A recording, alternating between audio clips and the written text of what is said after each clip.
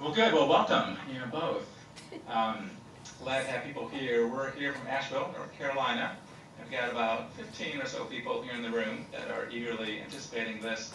We've got about 120 or so on the internet space, so there's quite a few people joining us from around the world, and we'll read off a list of the different countries involved in just a minute.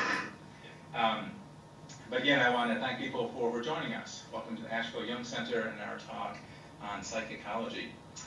We have a dozen countries joining us today, and those countries include Brazil, Canada, France, Greece, India, Mexico, the Netherlands, New Zealand, Norway, Iran, Slovenia, Switzerland, United Kingdom, and of course the United States. And we are very honored to have people from so many countries around the world joining us. It's just a delight to have that occur. Do visit our website if you get the chance, ashevilleyoungcenter.org, O-R-G, and there you'll see live seminars like today, recorded seminars, you have DVDs of seminars, we have continuing education programs, social media, and a blog that goes out fairly regularly. A couple announcements. One, many of you know that we now have continuing education for professionals. That varies by state and by country, but many psychologists, social workers, and other therapists can receive continuing education credit for these seminars.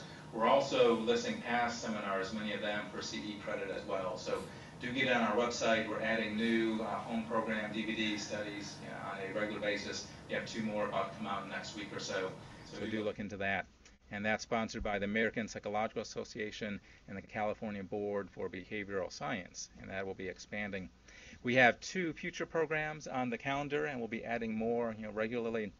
The next 2 are December 1st. Murray Stein is going to do one on Carl Jung and spirituality, and really looking forward to that one. I think that's going to be just a marvelous diving into the spirit of what this is about. Most of you know Carl Jung was very engaged in the spiritual inner kind of aspect of that, and we're very much looking forward to that one. In February, we'll be doing one on the Jung-Kirsch letters.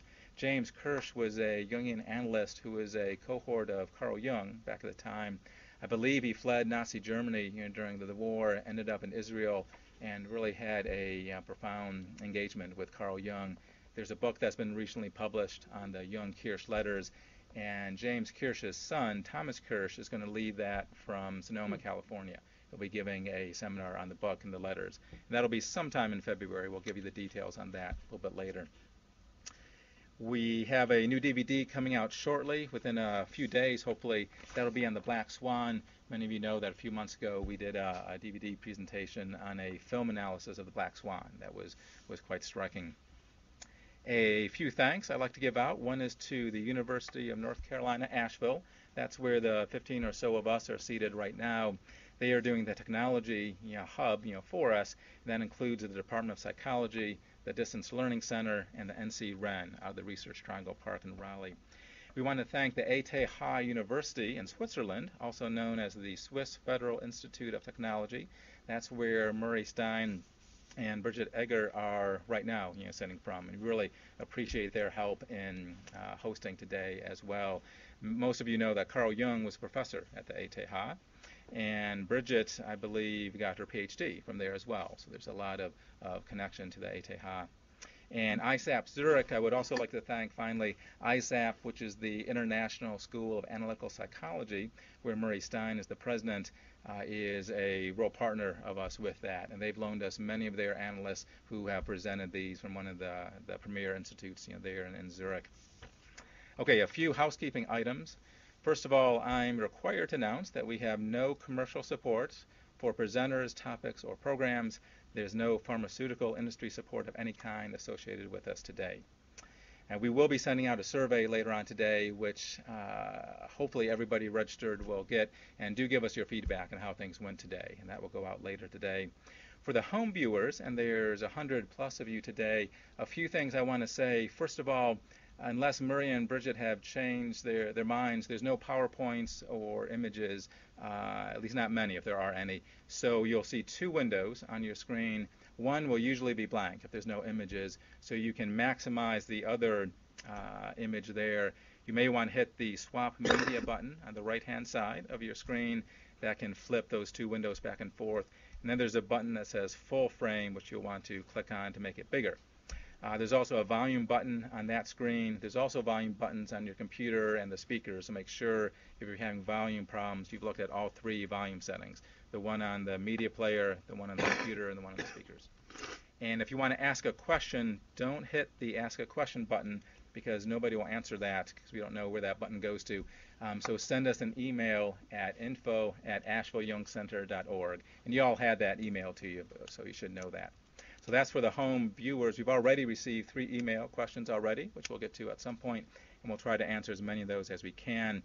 Do remember that if you're in Zurich or Asheville, this is being recorded. So if you're introverted and don't want to be on tape for posterity for the rest of your life, don't ask any questions live. Ask it to give me a written question. I'll ask it for you. Otherwise, you'll end up on the DVD. Turn off all cell phones, please. And we will have one break. This is a 3-hour talk. Halfway through, we'll have a 10 or 15-minute break. Okay, let me introduce our 2 speakers today. Dr. Murray Stein, most of you know, Murray has done the majority of our talks either solo or with another presenter, has done a wonderful job with us over the years. Murray, I mentioned earlier, is the president of the International School of Analytical Psychology, ISAP Zurich. He's the past president of the International Association for Analytical Psychology, which is the large umbrella group for Jungian analysts worldwide. He's the founding member of 2 Jungian institutes. He's a profoundly gifted teacher, has done a wonderful job in bringing these concepts to our broad audience. He's very widely published. His list of publications is exhaustive. The one I would highlight is his more recent one, which is Jungian Psychoanalysis, Working in the Spirit of Carl Jung. It's just an outstanding compilation of numerous authors talking of current Jungian topics. That would be a good one to look at. Bridget Eggert is a PhD from Zurich, Switzerland as well. She is a Jungian training analyst also with ISAP Zurich, where Murray is president. She is an ecologist with a doctorate from the Swiss Federal Institute of Technology, and that's where we're broadcasting from, the ETH. And she explores the psychic and symbolic dimensions of collective issues, especially concerning energy, water, animal species, market globalization, and thus builds on the field known as Psyche Ecology. So without further ado, I turn you over to Zurich and Murray and Bridget. Thank you very much. Thanks, Steve. Pleasure to be with you again, and people throughout the world. It's always a little difficult to get a feeling for the audience because we don't see most of you. Fortunately, the volume is pretty low on our end. Are we able to boost the volume from the Central Control Office? Keep talking, Murray, but hopefully they'll boost the volume in just a moment. As I was saying, it's a little hard to get a sense of the worldwide audience as we sit here in Zurich. But we see those of you in Asheville, and we have an audience with us today here at the ETH as well, students and guests and friends of ISAP. And so we are with a live audience locally and a virtual audience out there in your land, in the internet, and in Asheville. What we were planning to present today is some reflections on a topic that is of interest and concern to people all over the world, very contemporary issue, but from a psychological, a depth psychological, a Jungian perspective, and that's the topic of ecology in general, but from that we selected the specific theme of energy. In my conversations with Bridget Egger, who was just introduced to you, who is a specialist in ecology and is also a Jungian analyst, we will hear a very interesting perspective on the ecological world of concern, and she has thematized this in many lectures at ISAP and in her workshops, and we've decided to focus on the issue of energy. And I will give a short presentation on Jung's writings on psychic energy as a kind of introduction, and some of the dynamics and the issues of psychodynamics that might have an application in ecology.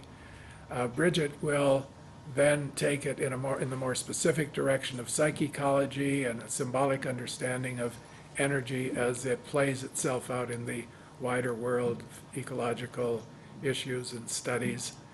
There will be opportunity for questions, and then we'll have a dialogue between us after the break, and opportunity for further questions and discussion. So let me begin then by saying a few things about Jung's own considerations and observations, reflections on the issue of psychic energy, energy as it applies in the psychic system, in psychology, within that domain of the world that we call the inner world, but it also in its relations to the wider world, the world that we all live in, the cultural world, the natural world, and without splitting too much inner and outer, because inner and outer are all part of our experience. When we look inward, we find the outer world inside ourselves, and when we look outside, we find the inner world out there, projection, introjection, and so we don't make a very strong division, but we do speak about different types of systems or energy systems, or different areas of consideration when we think about energy systems. Jung wrote his major work on psychic energy in 1928. He published the essay that is now located in volume 8 of the collected works. And he felt called upon to address this issue because of, as he says at the beginning of the essay, misunderstandings about his views on libido theory. One of the major points of difference between Jung and Freud was how they understood libido and the issue of psychic energy. And without going into the details of their differences, the short version of that is that Freud wanted to locate all psychic energy within one basic motivational system or one instinct system, and that was sexuality. And so he attached psychic energy very much to a specific drive. Jung wanted to release psychic energy from specifics, talk about it in a more abstract way, and consider other drives, other instincts, and other aspects, other organizations of psychic energy that had nothing or little to do with sexuality. And on that point, they could not come to an agreement. It had implications for theory of neurosis, for schizophrenia, for how one interprets dreams, how one treats patients. It had many, many implications and ramifications. And Jung wanted to speak about the psychic system as having an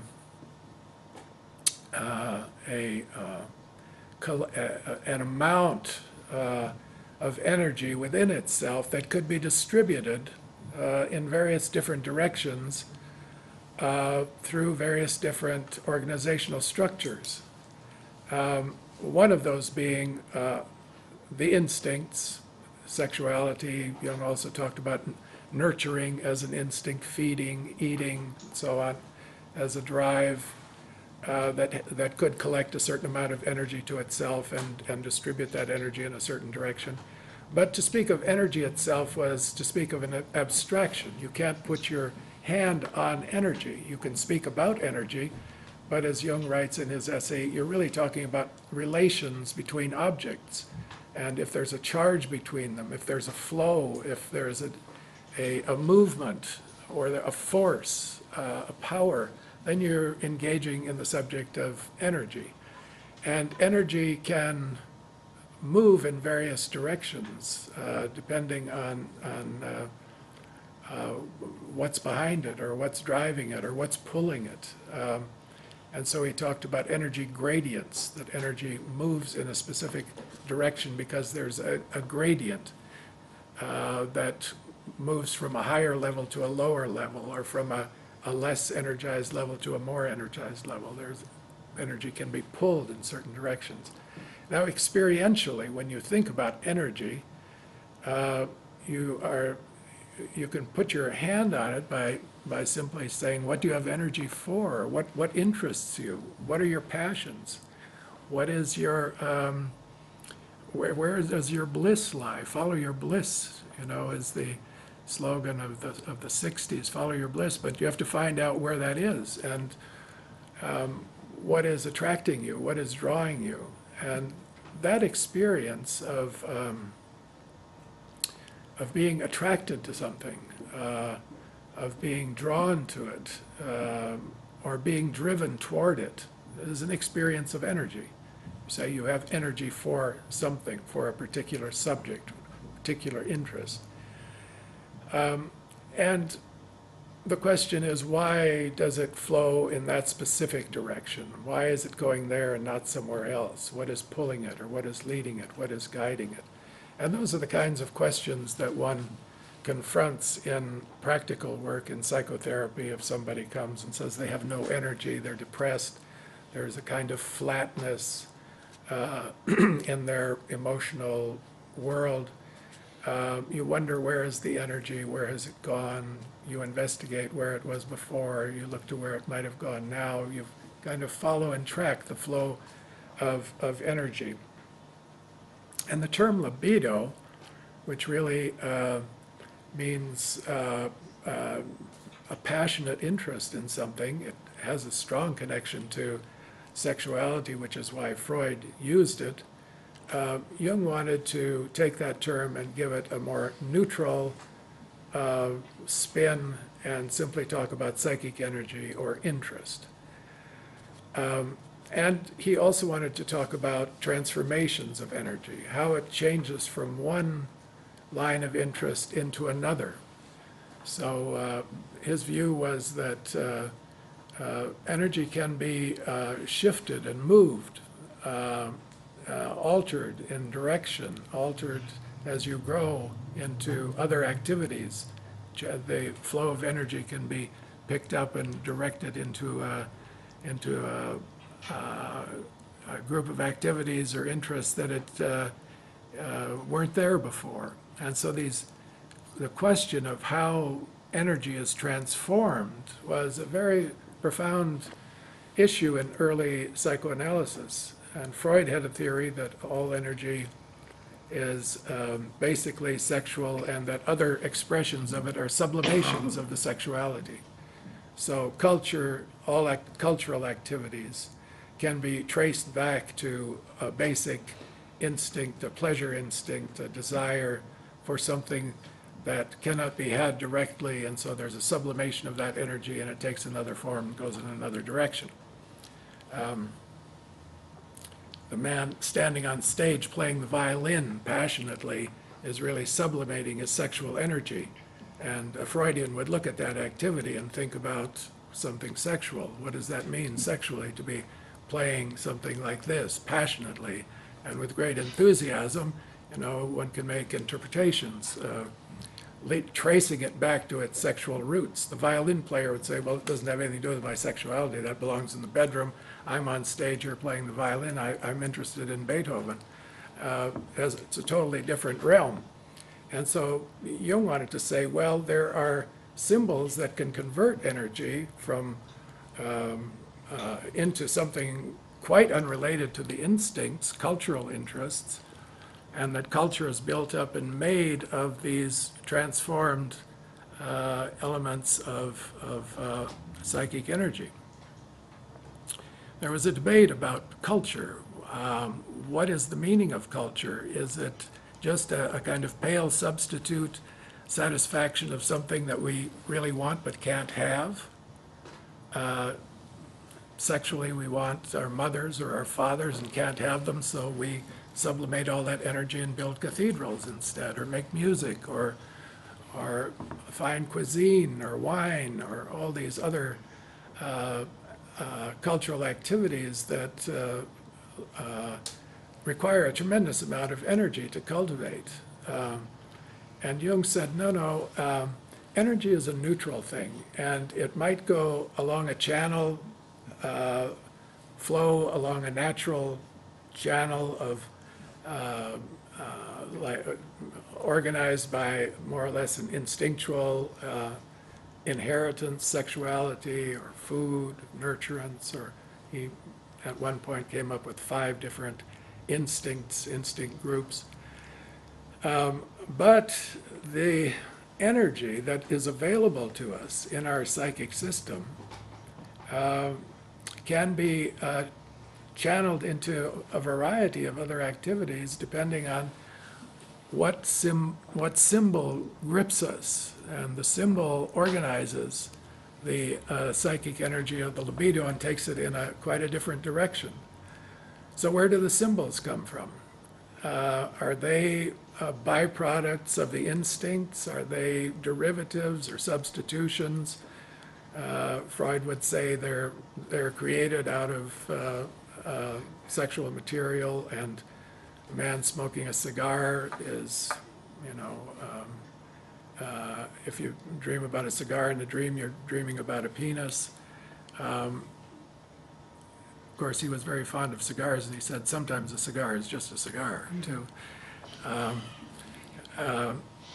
Or is there something else involved?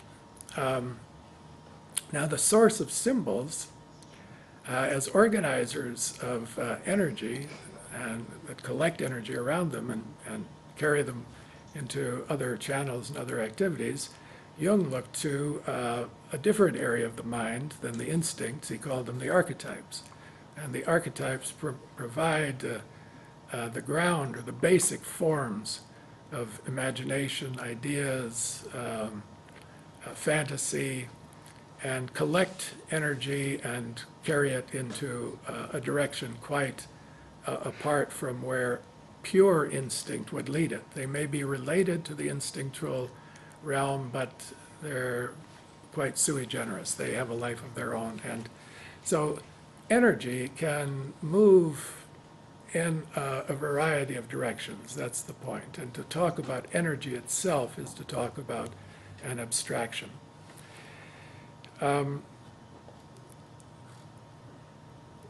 Now, there are centers of energy in the psyche, he said, or there are places where energy is collected and sometimes frozen. And psychotherapy tries to unfreeze it, or tries to work with that, tries to change it. And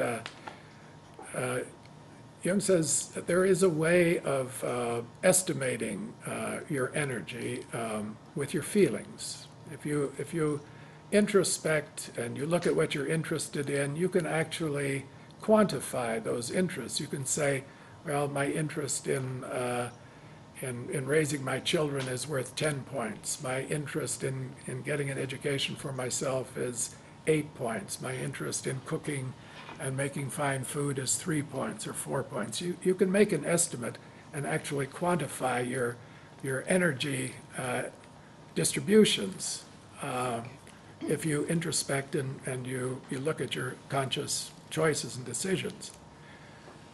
But then he said there is another area that you can't get at through your conscious introspection.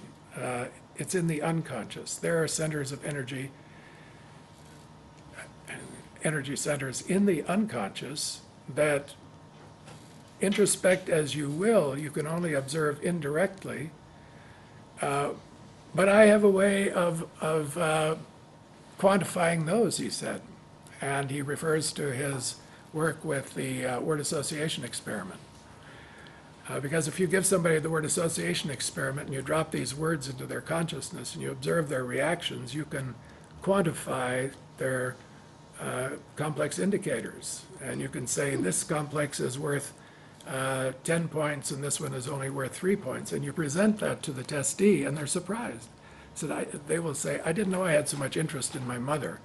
Or I didn't know I had so much interest in that trauma from my childhood. I thought I was long since past that. And yet there it sits. It sits in the unconscious. And these energy centers Jung called complexes. So you can study the complexes, but you can't do it directly through introspection. You have to do it indirectly.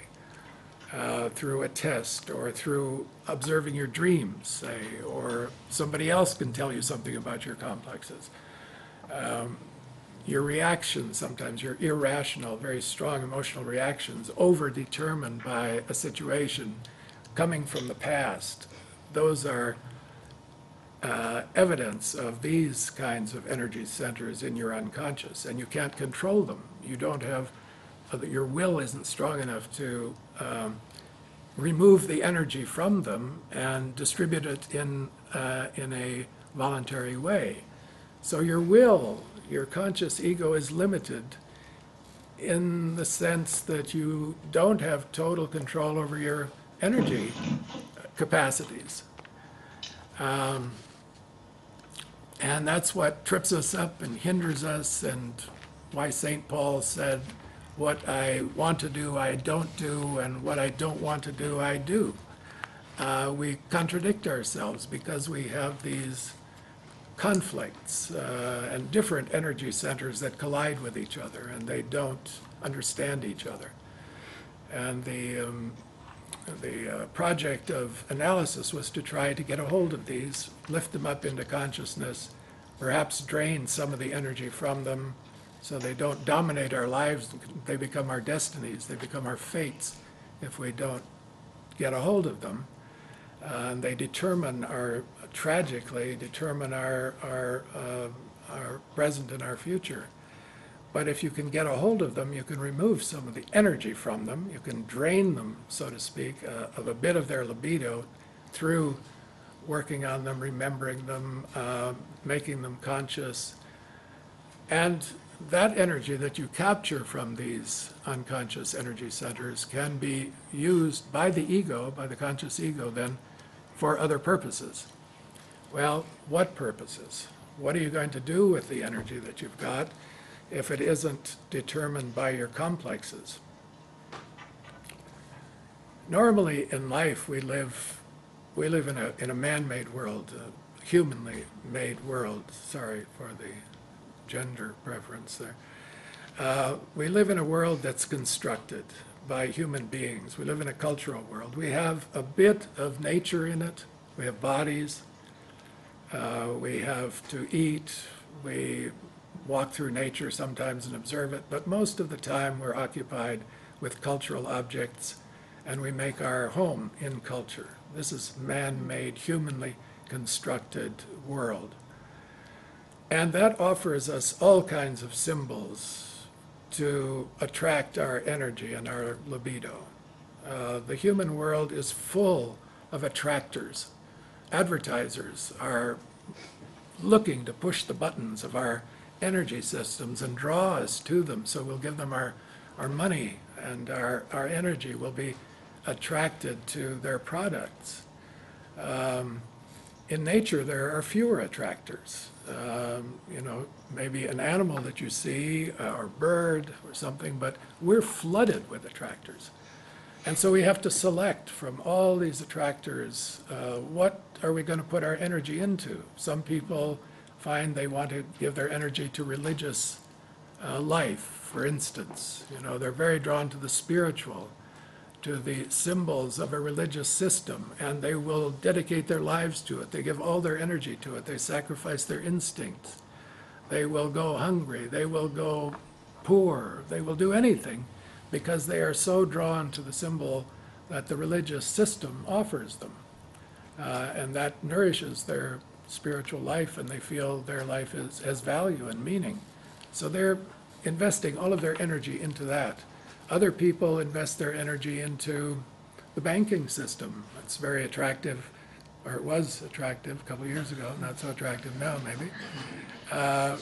All these new products, wow, isn't that interesting? Isn't that exciting? Or technology, there's another attractor.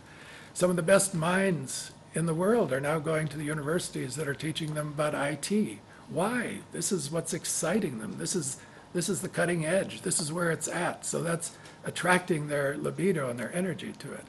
Our world is full of attractors.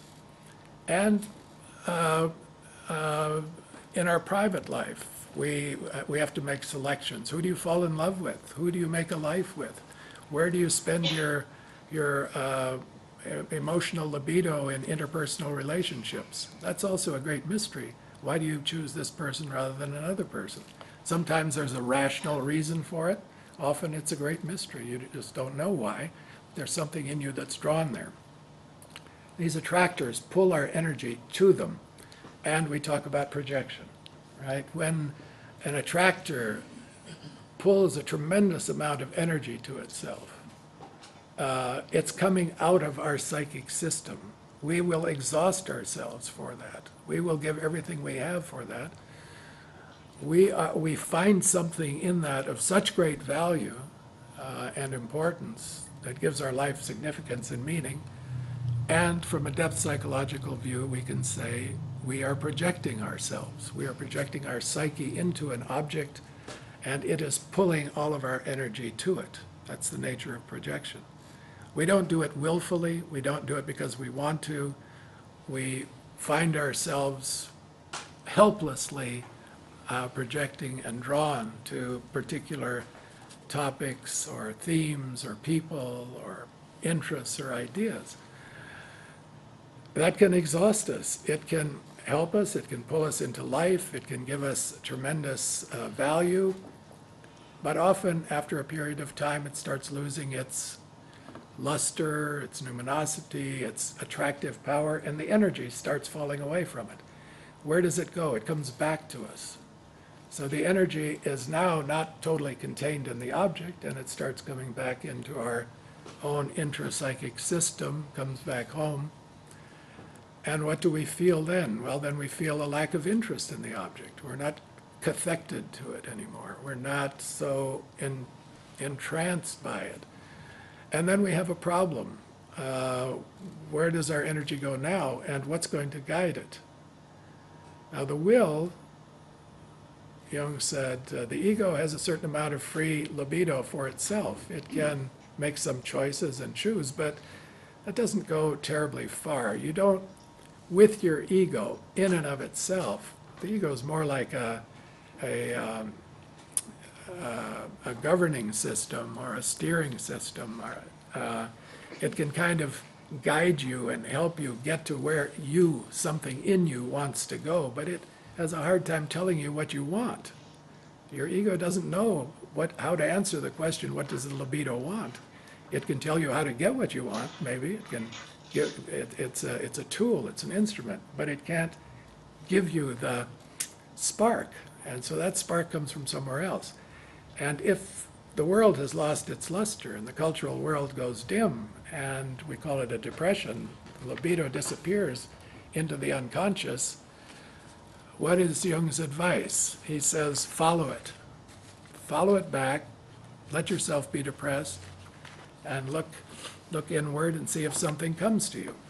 Okay, now you're in a state of regression, he calls it. This libido is regressing from its adaptation to the world, its interest in the world, its cathexis is no longer stuck to the object, and it's coming back home to where it began. But there's a period of silence. It's a fallow period, and it goes in the unconscious. You don't know where it is. You don't know what it's doing in there, rattling around somewhere deep in your bowels, and you maybe develop some symptoms, and you certainly aren't feeling like life is all that worth living, and getting up in the morning is a big chore. So that's the state of libido regressed. It's gone back into the psychic system, and it stays there for a while. Now, this is normal. Everybody has these periods in their life where their libido is regressing.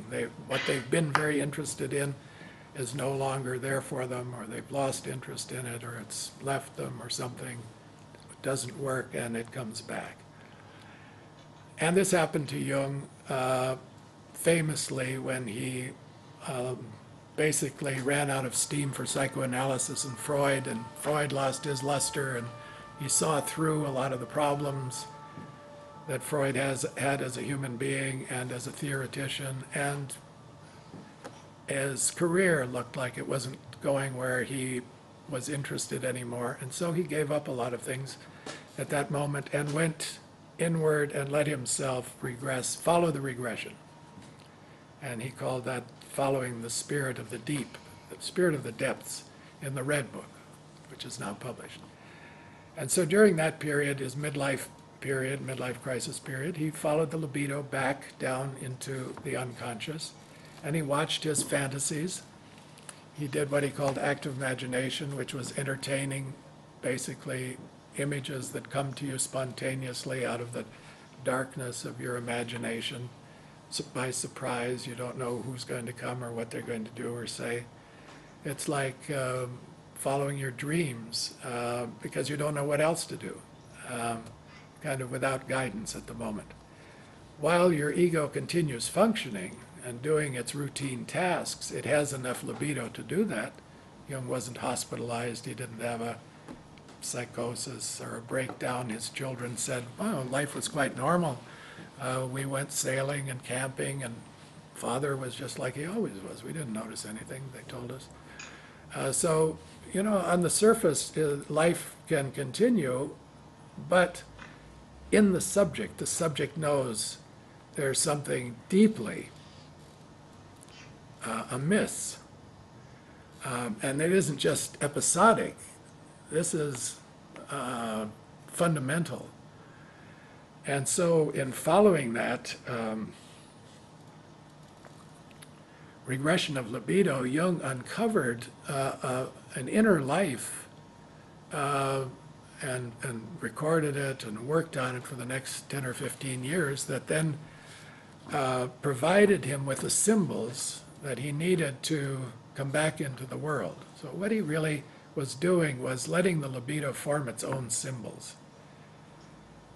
Most of us, what we do during that time, and it's very understandable, is search frantically through the world to find something in the cultural world that will capture the libido again. Oh my God, I'm not interested in my wife. Maybe that beautiful girl over there. I don't like my job anymore. Maybe I'll sail around the world. You're looking for substitutes, something that will capture the interest again and bring you back to what you had known as your adaptation, progression of libido, but now usually doesn't work as well. You're disillusioned faster the second time than you were the first time, and you're back in the same spot again, unless you make this kind of fundamental regression to a symbolic level in the generator of the symbol within your psychic system that can truly carry you forward to the next stage of your life. And that was Jung's great discovery. During the Red Book period, he found the teachings and the symbols and the process that provided the energy for him to actually become creative again. So it wasn't just going through the motions and the routines of professional life, which is what he would have done had he continued on the old path and not taken this big plunge and this big risk.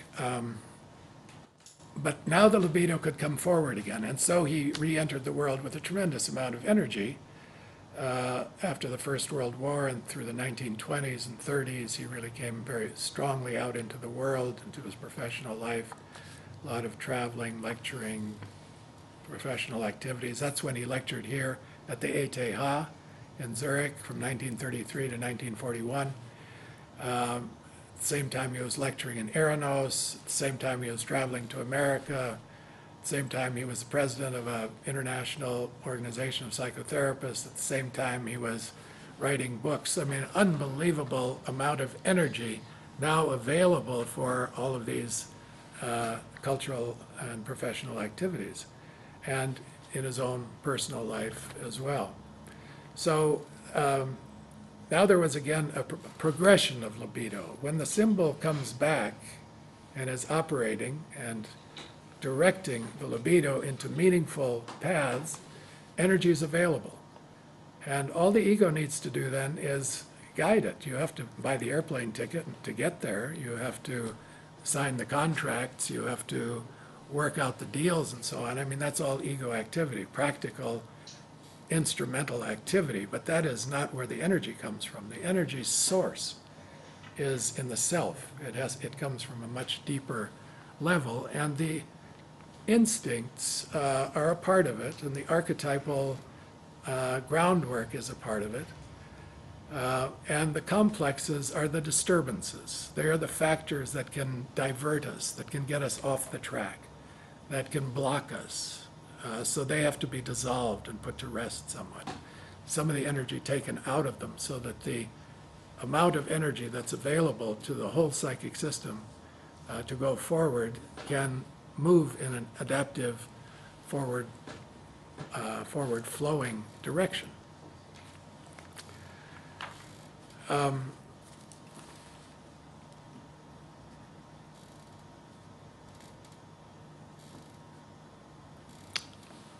I'm just going to say a brief word about closed, relatively closed, and open systems, energy systems, because I think this has a strong bearing on what Bridget will say following this. When Jung writes about the psychic system, he talks about a relatively closed system at times, and at other times he really opens it up. And he's not very consistent. And the reason he's not very consistent, I think, is he's trying to think about psychic energy along using physics, the physics of his times. And so he uses concepts like canalization of libido and entropy and some of these borrowings from the physics of the day. And in order to make that work, the equivalence of libido, if it disappears from one place, it appears equivalently in another place. To make this work, you need a relatively closed system. If you open the system, there are too many other factors involved, and you can't measure that sort of thing anymore. So if you have a relatively closed system, you can measure the equivalence of energy. Or if you have a closed system. And Jung makes the very interesting point that the more closed off you are and isolated, the more you isolate your own psychic system from the world, the more stereotypic it will become, the more it will move toward entropy, toward the stage of entropy. In other words, kind of the lowest common denominator. It will find a place that works well enough, but is quite even and very stable to rigid, and it will not move from that place anymore. So the more you isolate yourself, the more fixed you tend to become. The more you open yourself to the world, the more you're having to deal with input from other sources. Entropy doesn't happen as much anymore because you're giving out and you're taking in, and the system is not closed. So when Jung, for instance, writes about the analytic process, now you've got two people in the room, and it isn't a closed system because they are each bringing material from their past, from their unconscious, their complexes, and from the world outside. All of that is coming into the system. And so you have a very dynamic system that can also produce new products, new results. Something new can come out of it. New symbols can be born out of it. So in the end, Jung had to say that we are not closed systems. In fact, he opened up so widely in his late work that somebody once asked him, well, what are the boundaries of the self? And he said, we don't know that it has any boundaries. It's boundless. We don't know where the boundaries are. It just extends out. If you really get to the deep levels, you're beyond your personal psychic system, beyond your personal history, and you're connected to what he then called the anima mundi, the soul of the world. That's the psyche in nature. That's energy in the whole cosmos that comes into your system and can feed your system. So it's also what people do in meditation. They connect to energies way beyond their own personal psychic systems. The danger of isolation is that you get locked into your conscious and personal unconscious system, and that becomes very rigid and very predictable and enters this entropy. If you're open through practices like meditation or spirituality or ecology, you take an interest in the world, you have family around you, you have friends, you have cultural interests. This keeps the system open and flowing, and so new things can enter into it, new symbols can be born.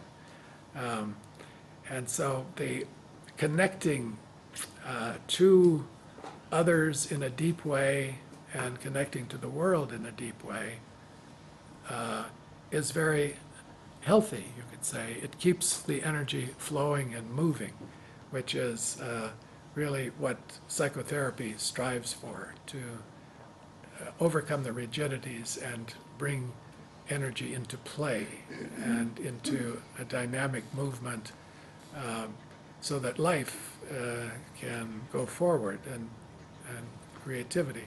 One other very interesting thing before I stop, and I find it tremendously suggestive, that Jung writes about in his essay on psychic energy, is what he calls surplus energy. He says that human beings, for some reason, we don't know why, have more energy than they need to satisfy their instinctual needs, for example. Some people have talked about, finite beings with an infinite wish. We wish for infinity. We wish for things way beyond our capacities or needs. And this can become very destructive in the world, of course. But it can also be the source of energy for all kinds of creative activities. And Jung attributes to this surplus of energy, he attributes the creation of culture and the creation of religion. Why do human beings create culture? Why aren't we satisfied to live in nature like other animals are, feed ourselves, reproduce ourselves, sleep most of the time if we have enough food, hunt a little bit? And there have been some cultures more or less like that, basically satisfied with what is. But for some reason, the human being is endowed with this surplus. And that surplus also creates dissatisfaction. It creates excess energy. It creates the need to do more than we need to do. But out of that comes Mozart, Beethoven, the great religious ideas of the world, the great monuments, the great cultural institutions are sourced in this surplus of energy. Now, when you have a surplus, when you're feeling pretty good and your basic needs are met, you have enough to eat, you have all the basics are in place, and you say to yourself, but I'm still not satisfied. I want to do something more. I have bigger interests than this. And you come to Zurich to study Jungian psychology, for instance. So what do you do with this surplus energy? That's when you start looking around for attractors. What draws you? And what's going to satisfy that? Or where can you invest it? Where can you put it? I'm going to stop there, and we can maybe take a few questions, Steve, or if we have some here in our group, maybe just a few minutes, 5 or 10 minutes, and then Bridget will carry on. Yeah, absolutely. Why don't you start with questions there in Zurich, and then I'll open up to Asheville. I've got a question or two on the internet that we can do now or later on. But go ahead, Zurich first, and then we'll do Asheville. Zurich? Somebody have a question here or a comment? Yeah, actually, I wonder whether... you want to identify yourself or not? Marianne. Marianne? Okay. When Jung developed his own idea of energy, apart from Freud, did he know about the concept, the Asian concept of Qi? The Qi energy, which... Qi energy. When we hear it today, very much also in New Age circles or healing modalities, has such a general knowledge. I don't think he was familiar with it. He doesn't mention Qi anywhere in here. He talks about primitive energy concepts like mana, the mana, Yes. or chirunga. Yes. Or he has done some reading in anthropological literature, but he hasn't really come across chi yet. That comes The actually golden flowers later, huh? maybe, Yeah, well, that's it's what I about the thought. same time. I don't know, That's why but he doesn't mention it. But that's certainly when he studied this Secret of the Golden Flower, he saw the circulation of energy, and he wrote his essay on psychic energy at just about the same time he was coming into contact with Richard Wilhelm, 1928. So it's a bit surprising that he didn't, but we certainly would now, wouldn't we? Yeah. Mm-hmm. And it's invisible, it's something we can work with, it's somewhat tangible, you can feel it moving through your body, and do Tai Chi, for instance, circulation of energy, moving it around. What's your question there, Steve? Yeah, I have a question from Asheville. Go ahead, Len. Murray, I was wondering, on psychic energy, Jung speaks about the fact that psychic development needs attraction to a symbol, and later he speaks of the culture as being the gradient or the machine through which the energy is canalized. Can you just give us whet our appetites a bit about what sorts of symbols do you see our energy collectively as a culture on the verge of demise, let's say, or on the verge of emergence? What are the ones that you see pulling that extra energy now?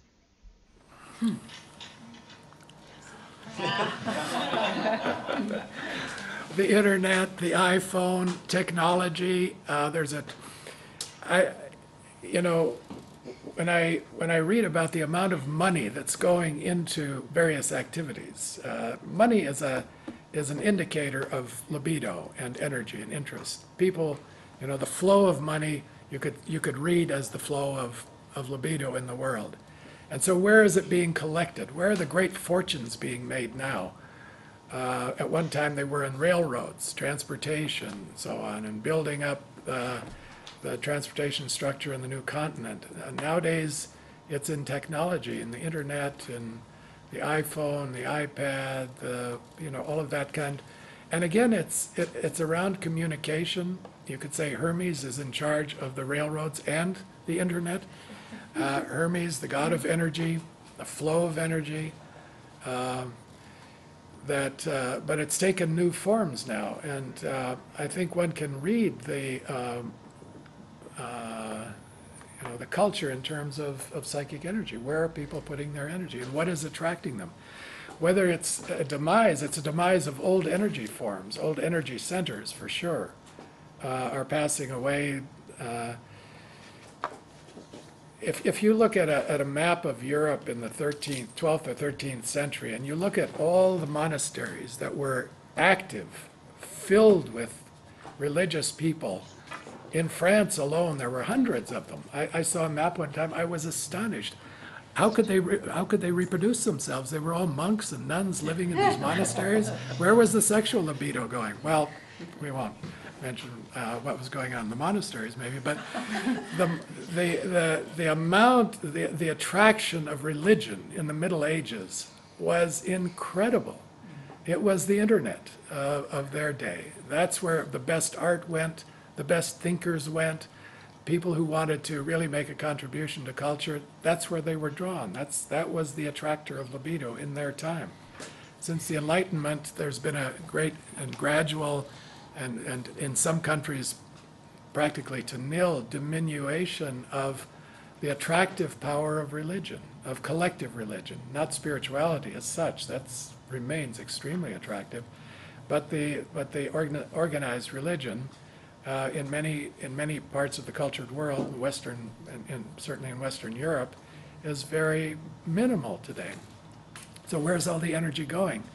It's going into the ETH is one of the top 10 universities in the world. It's all technical here. Bridget studied here. Maybe she'll say something about this later in our conversation. when there still were humanities being taught here. Jung taught psychology at the ETH in the 1930s. There was a lot of interest in it. Today it's all technical. It's all math, physics, chemistry. We're here actually because Reinhard Nesper, professor at the ETH, is interested in Jung and synchronicity, and Wolfgang Pauli, who is a professor here of physics. And he's sponsoring us, and he's a professor of inorganic chemistry. He's working on batteries in Norway, energy, okay? But in the technical world, that's where it's all going. It's where the best minds are going. It's where the money is going. And it's where people see the future of humans on this planet. Now, they may be wrong. There are lots of dangers and lots of problems with technology, but I would say that's where the flowering is today. Can I add something? You go. We'll go now with Bridget, okay? Just I want to add something. I have the impression that it may be helpful to make the distinction between symbols as the monks in the Middle Ages, where I have the impression that the symbols were more conscious, and nowadays we speak of symbols when we speak of internet, but I think these are unconscious symbols, and that makes a huge difference. And I'm not so sure that people really so much interested in all this technology get enough soul food. And that's why I think it's meaningful to try to understand when do we have to do with a symbol that is recognized as a symbol.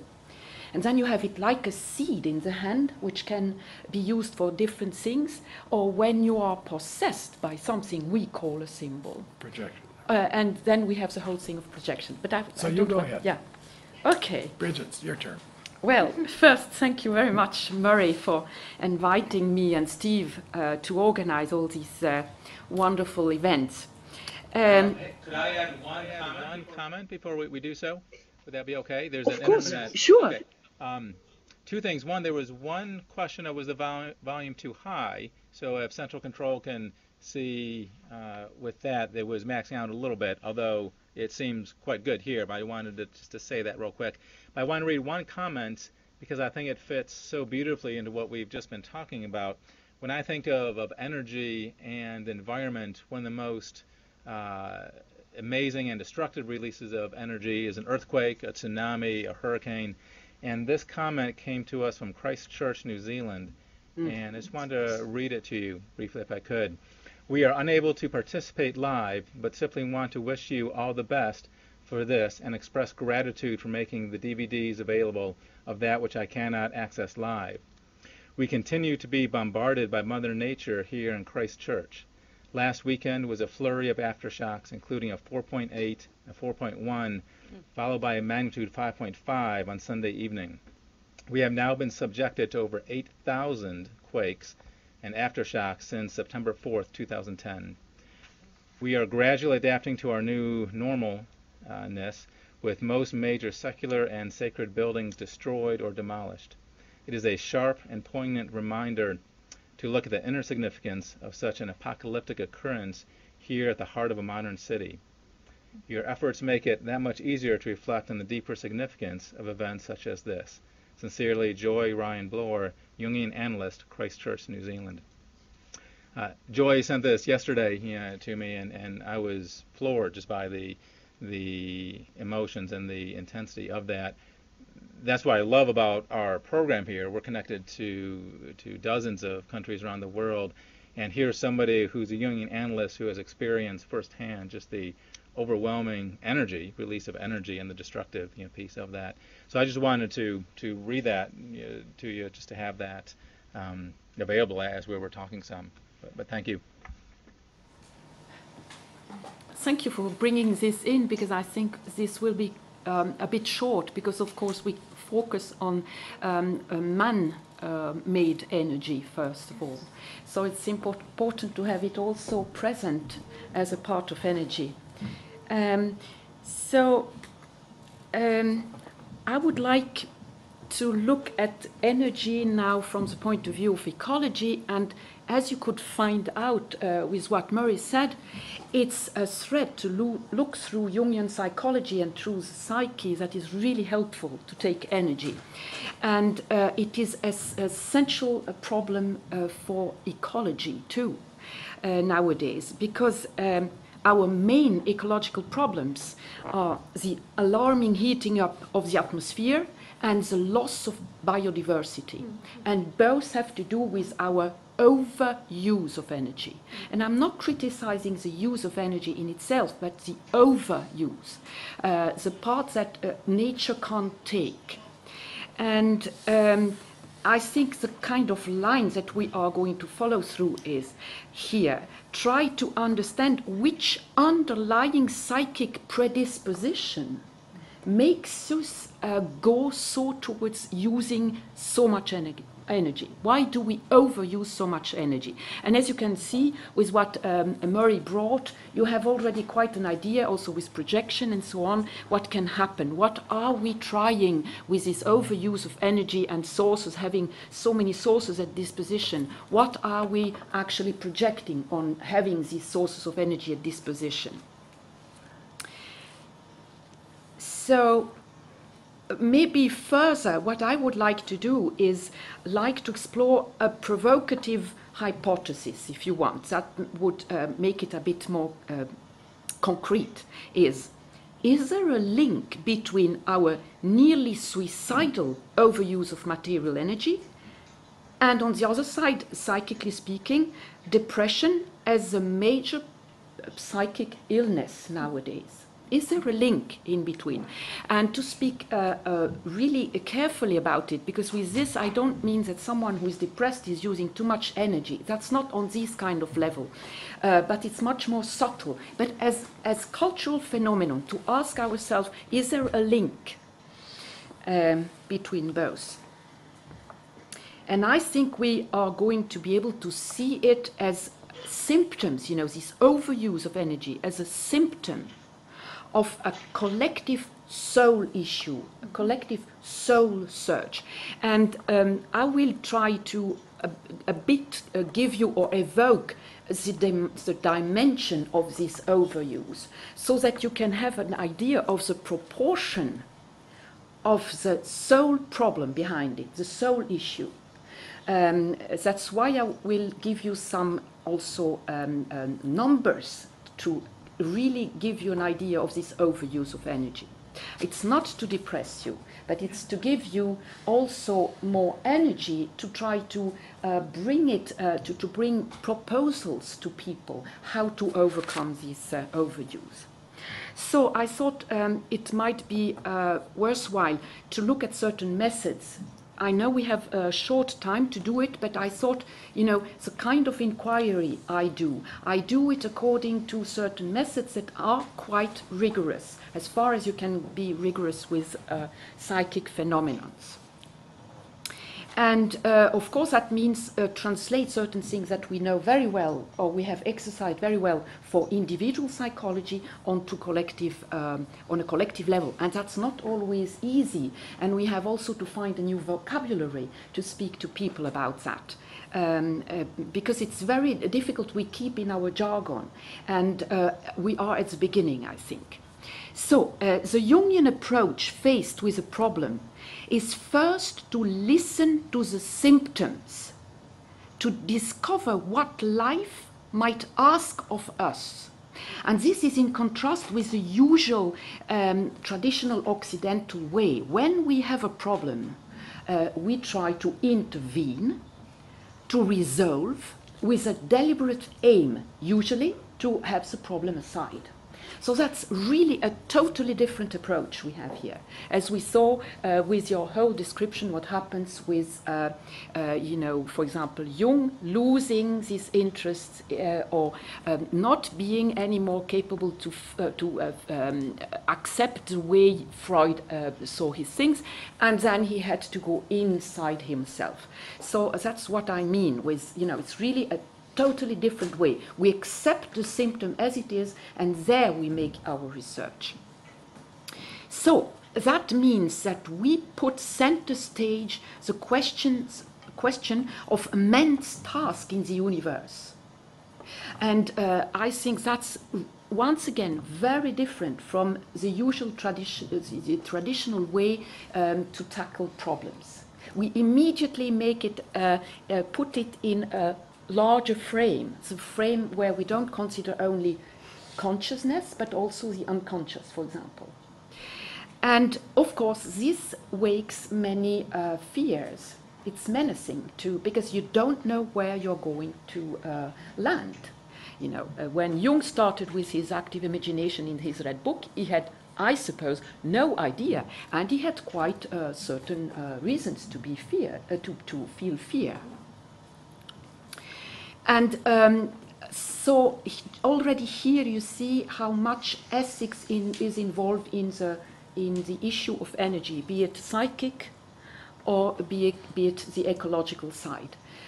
Because it asks, you know, it makes you ask the question, for what am I going to use this energy? If I take as a frame the whole, you know, my individuation or the whole planet and so on. And I think this is a new approach. It's really one of these wholeness approach. I don't know which word you could, holistic approach. Mm-hmm. And to do so, I'm actually using absolutely classical neurosis theory from Jung. And I start actually with the assumption that when we face a destructive phenomenon, a symptom, if you want, I use symptom in the traditional way, giving us the impression there is illness around, there is something not right. So when we face a problematic phenomenon, a destructive phenomenon, and a symptom, we can take it heuristically. So we can take it to find a solution. That's what I mean with heuristic. As a sign that energy meant for a certain task, or energy able to make us become conscious of something, doesn't really find a way. And is expressed on a too low level. And usually it always starts with something outside, because I think really the whole unconscious, before we take it in form of culture and reflect on it, it's all spread out outside. So that's an absolutely natural fact that we start actually with a projection, but at that time we don't call it a projection because it's an absolutely natural thing. Children learn by looking around, and with the time they take it inside and are able to do it themselves without having to look or imitate or so, if you want to describe it more concretely. So this expression on a too low level may be a too instincting level, or too unconscious level, or too material level. And we have seen this, you have not put it so explicitly, but it's already contained in this impression that actually everything which is psychic tends to have a slight asymmetry against the material. It seems that the psychic has a bit more energy at disposition than the material. And that orders the whole thing. We wouldn't have culture, I think, without this slight asymmetry. And actually, Toni Wolff wrote beautifully about this. Now, since it's translated into English, she describes it in her book. I think there is only one book of her. She describes this slight asymmetry in favor of the psychic. So there is a pressure from the psychic side to be expressed in the material. And I think that helps because it gives a certain direction to everything. So, I describe this method if you want, and the symbolic content of the phenomenon, of the symptom, gives us a key. If you want, what we do with symbolic analysis is to go to a place where it's seminal. You know, sometimes Jung describes a symbol as a seminal aptitude, you know, something that contains everything again. When we have the symbol, we have the possibility to use it for something material, something psychic, something in relationship, and so on. That's what we try to do. We try to find out what is at the bottom of the symptom or of the destructive phenomenon. And then we can make proposals where we could use this energy on a more constructive way. So each time we can say for the whole of the planet it is destructive, or for relationship it is destructive, then we can have in the mind, oh, there might be here a projection. something has to be retrieved? Is it expressed on an inadequate level, on an inadequate place? And as you described it, nothing is more dangerous than life energy not expressed honorably. You know, the surplus of energy. We are not so free to do what we want about it. Because as soon as you speak of symbol, you have a certain content and a certain direction and a certain amount of energy. And that's why, you know, put at the beginning this idea, we put at center stage the holistic question. What does it have to do with my own individuation? Or how is it for the whole planet? Because this is really central. And from this, we also can draw the ethics. And I use ethics in a very simple way. It's how can I behave in a way that helps for the whole, that is meaningful, that is constructive for the whole. So you see, once again, ethics is at the center of any discussion on energy. And I think it's our dignity not to get possessed by myths and symbols, but to consciously engage dialogue with it. So that means, you know, take any kind of problem, of collective problem, and then try to understand what kind of myth can we perceive under it. And then not simply be acted by it and be in an addiction to have to do it, but get a certain distance. And now what am I doing with my internet for, you know, to have these possibilities, this little distance that allows us to discuss and to ask, well, for what is it good, for what is it not good, and so. And I think we really can understand psyche and culture created through successive taking back of projections. And our present culture has to learn to take back illegitimate projections on the whole scale of cultural you know, items or subjects or problems and so on. Because we have lost you know, this two-way thing of projecting and then taking it, because we don't have anymore the symbolic understanding at this position. It disappeared, I think, 2,000 or 3,000 years ago. But, you know, it's not so difficult to get back to the symbolic understanding. So, practically what we do when we try to analyze collective events that are problematic and try to find proposals of solutions, what we do is first describe this collective material, the issue, as a myth or as a dream. You know, we take it as a phenomenon and try to illuminate it from all possible sides, that we get an idea of the picture it has, and as objective as we can. And then, second point, we check out if the present collective expression, the form it has nowadays, is equal to our possible consciousness. Is it destructive or is it not destructive? Is it really a constructive expression, or does it show many problematic sides?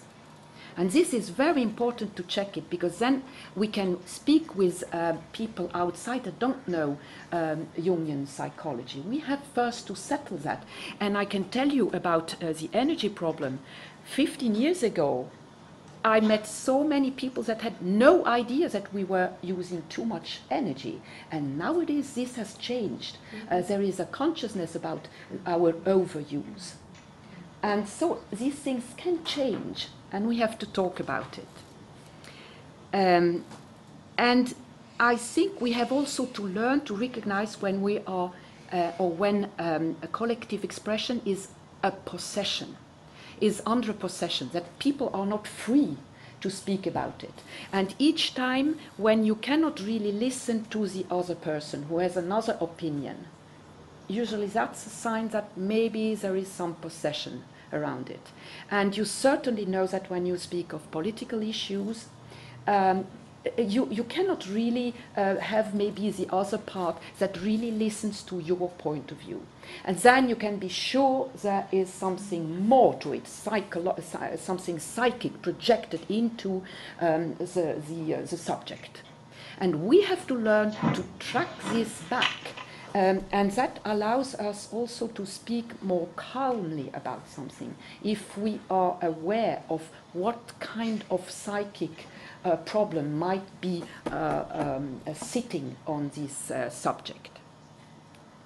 Okay, and then the third point, once again very Jungian, is to try to understand or to perceive the underlying activated archetype. Sometimes it's archetype, sometimes it's a symbol. You can already with the idea of, oh, well, which symbol is under it? You know, when you said that's about communication or relationship or so.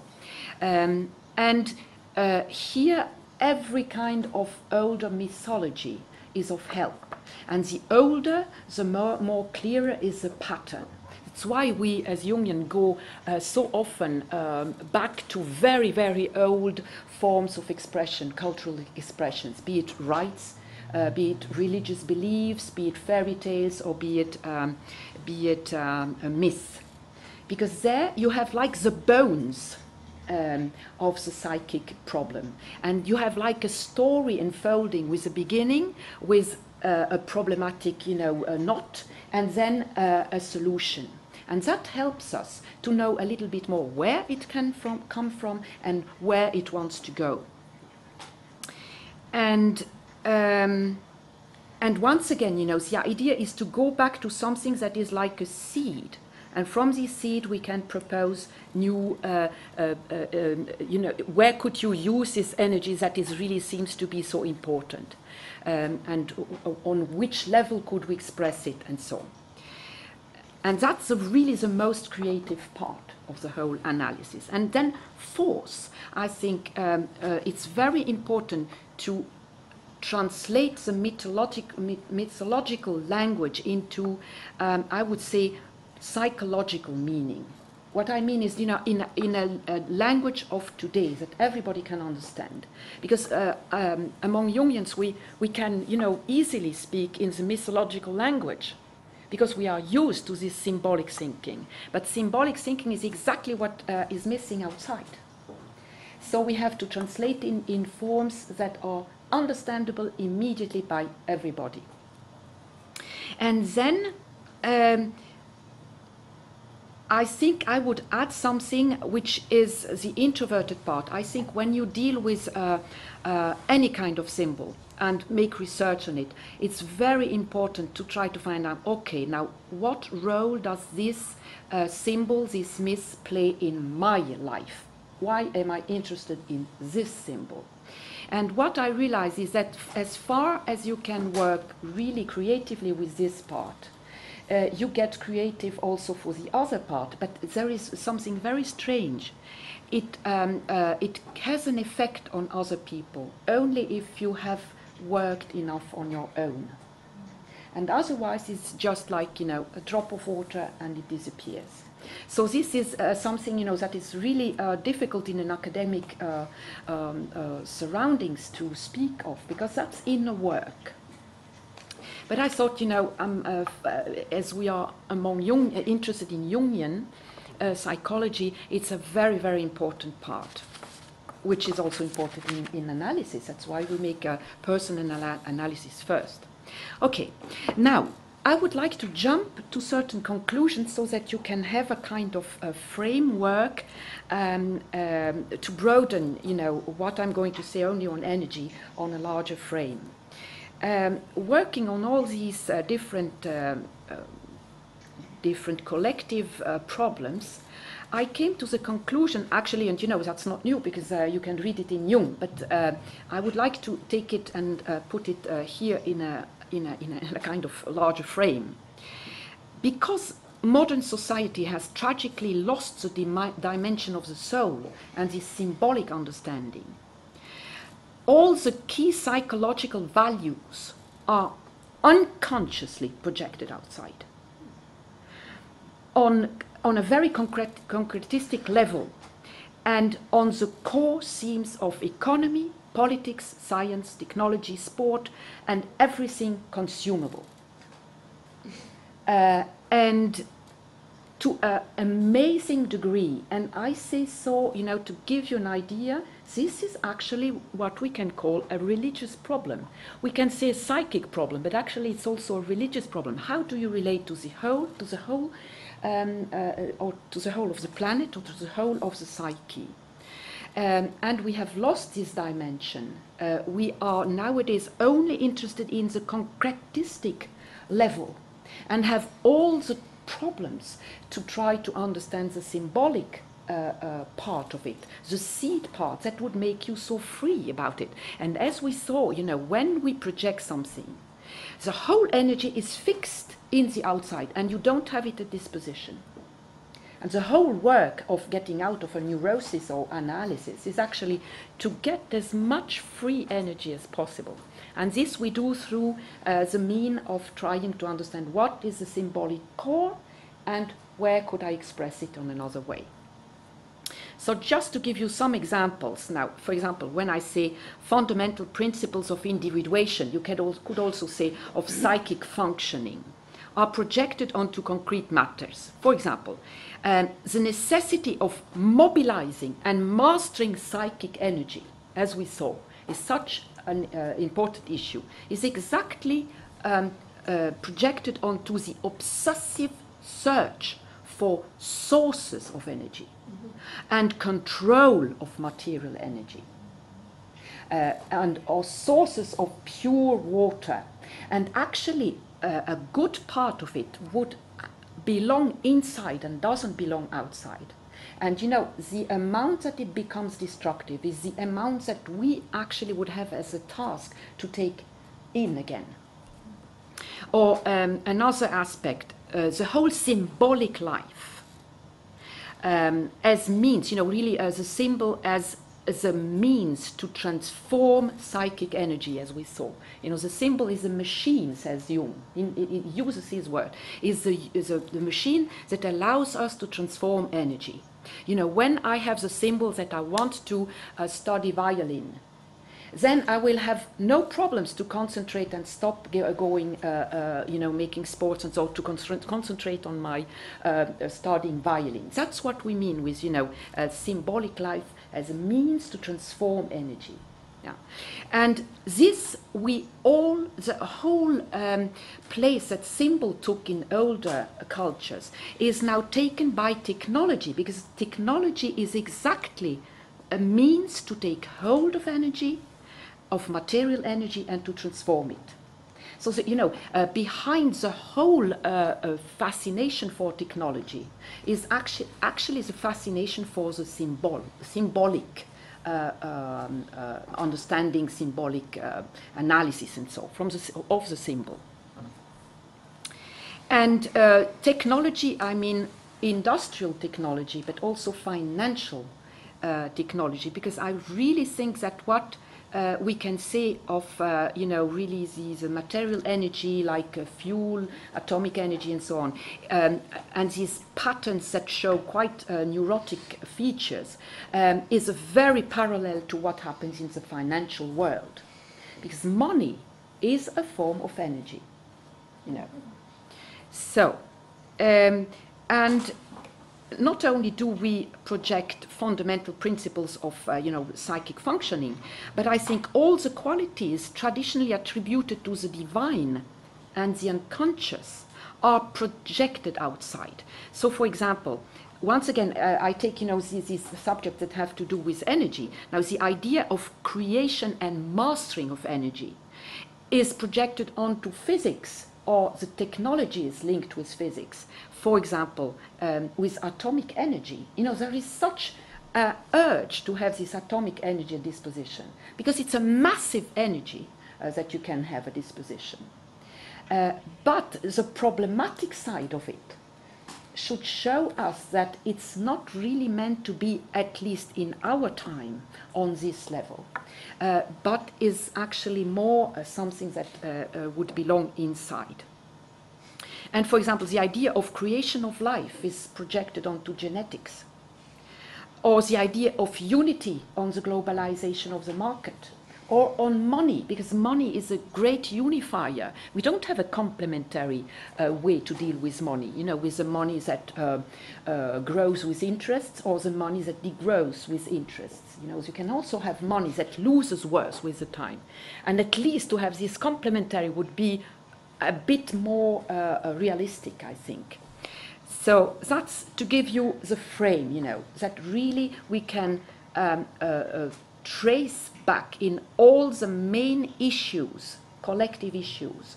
We can trace back core needs of the soul, core issues of the soul.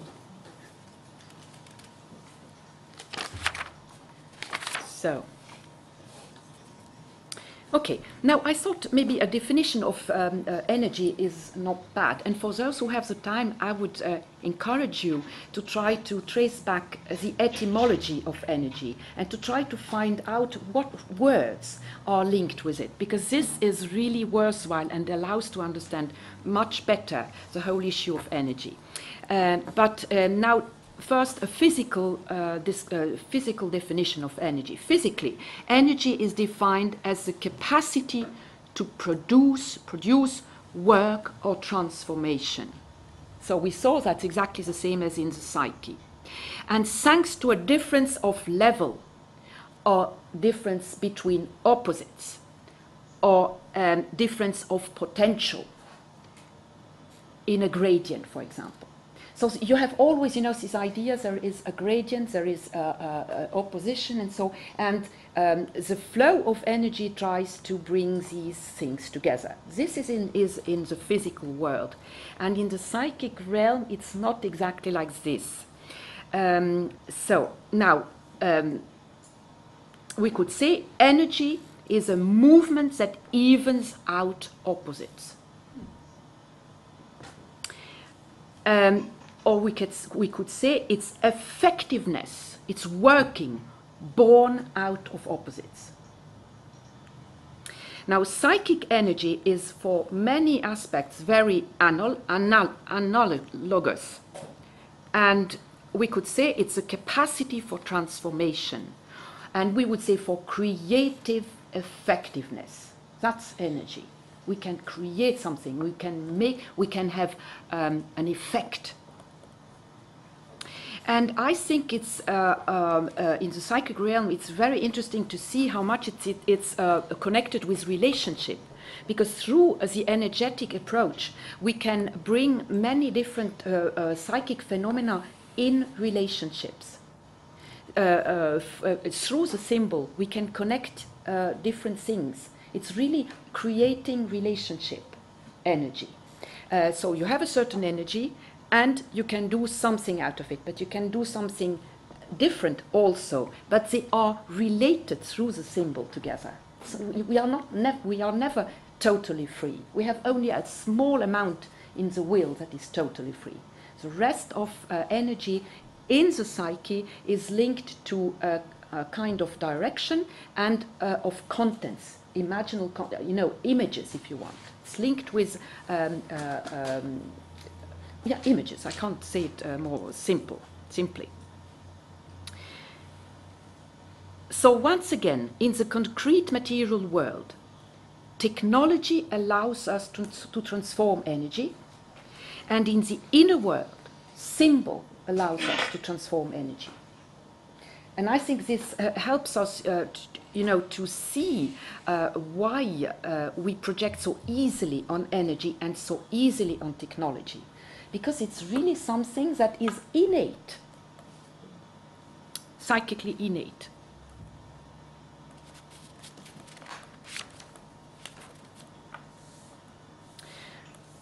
Okay, now let's make a kind of anamnesis of the whole situation, but I think you know it enough. I will simply give some points.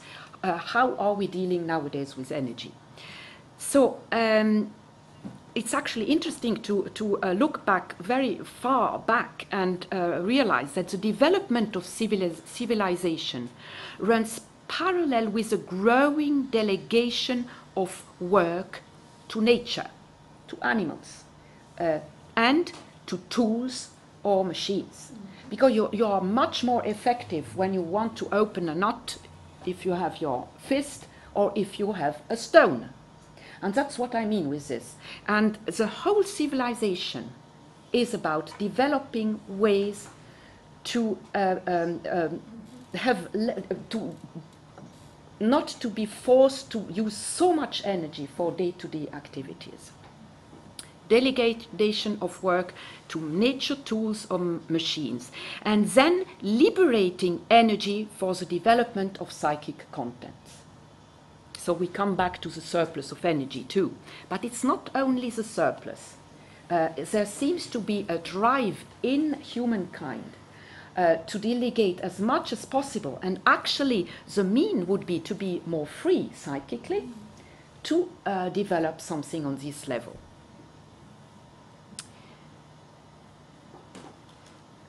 Okay. Now, fortunately, now we know that we use too much energy. Now we are going to look at this overuse as a symptom. And once again, the proportion of this symptom is to give you an idea of the religious problem behind. And when we look at the way we deal with energy, it's very surprising how inefficient it is. Most of the time, we draw 10 to 15% of energy from nature, and the rest we let it go away as waste heat. And I think that's, these are little signs that, there must be an interest that is not material. If we would be only engineers, we would try to get the highest efficiency to the way we use energy. And that's not the case. So that gives us, these are little clues that gives us an idea that there is a projection. That's why I mentioned then a bit in details. And increasing efficiency is only becoming now a topic, but not very convincing, actually. And it's always less seriously considered than searching obsessively for further sources of primary energy, which is, of course, psychically true. We have to get to the central energy, to the energy at the bottom. And we cannot simply, take things out from books or so. It's really about the inner source. And it cannot never be enough the inner source. And besides this ineffectiveness, actually, modern energy use has near suicidal side effects. And I would just like to mention the greenhouse effect, the fact of the heating up of the atmosphere, the loss of biodiversity, and because this is usually not so much realized how dreadful it is. And, for example, another near suicidal side effect is the nuclear wastes, because this gives you an idea of the proportion, because this is something that is going to occupy generations, thousands of generations after us. So these are, for me, the signs, clearly, of a symptom of something that is not adequately expressed. And some other ideas, some other proportions that you can have an idea. For example, if we would like to use energy in a sustainable and democratic way, that all the people on the world use the same amount of energy, how much could the planet support? What kind of energy could we have at disposition? We could fly once a year to London and then finished. That's the amount of energy that we actually would have at disposition in a democratic way. And that's exceedingly little compared to what we use. Or another example. footprint. USA uses the equivalent of 7 planets. If we would like, to, if as a whole people on the world would use the same amount of energy, we would need 7 planets to be able to give these resources. And Switzerland, 3.5. We have the chance to have renewable energies. That's why we are a bit better. Or another measure that is at disposition. Now, in 1 year, when have we exceeded what we would be allowed in 1 year to use? Now, on the 25th of September, we used the amount we would have at disposition in 1 year. That means 1/3 of the year we overuse energy. This is on the planet scale. This is not to depress you, but it's to give you the real proportion, objective proportion of the problem. And we are not going to escape the fact that we are going to be obliged to reduce energy. And really, I think, it's not only reduce energy, because we know, but we have a whole continent to discover inside. That's the positive part of it. So, and I think, it's worthwhile try to understand why it's such a taboo to speak of degrowth, of reducing energy. And I think actually it has to do with this effect, for example, that if what you mentioned with the planet is a closed system. Our ego may go to a closed system when we isolate, but the unconscious behaves like such a large system that we are always confronted to an open system. And we project this thing onto the Earth, but the Earth is a more or less a closed system. That's once again a little sign of a projection. And I think this degrowth problem has to do once again with we project, the necessity of continuous development, psychic transformation. We project this on the idea of development, of growth. And in biological life, you have life and death, day and night. We don't have something that can grow exponentially. And that makes a discussion of degrowth so difficult.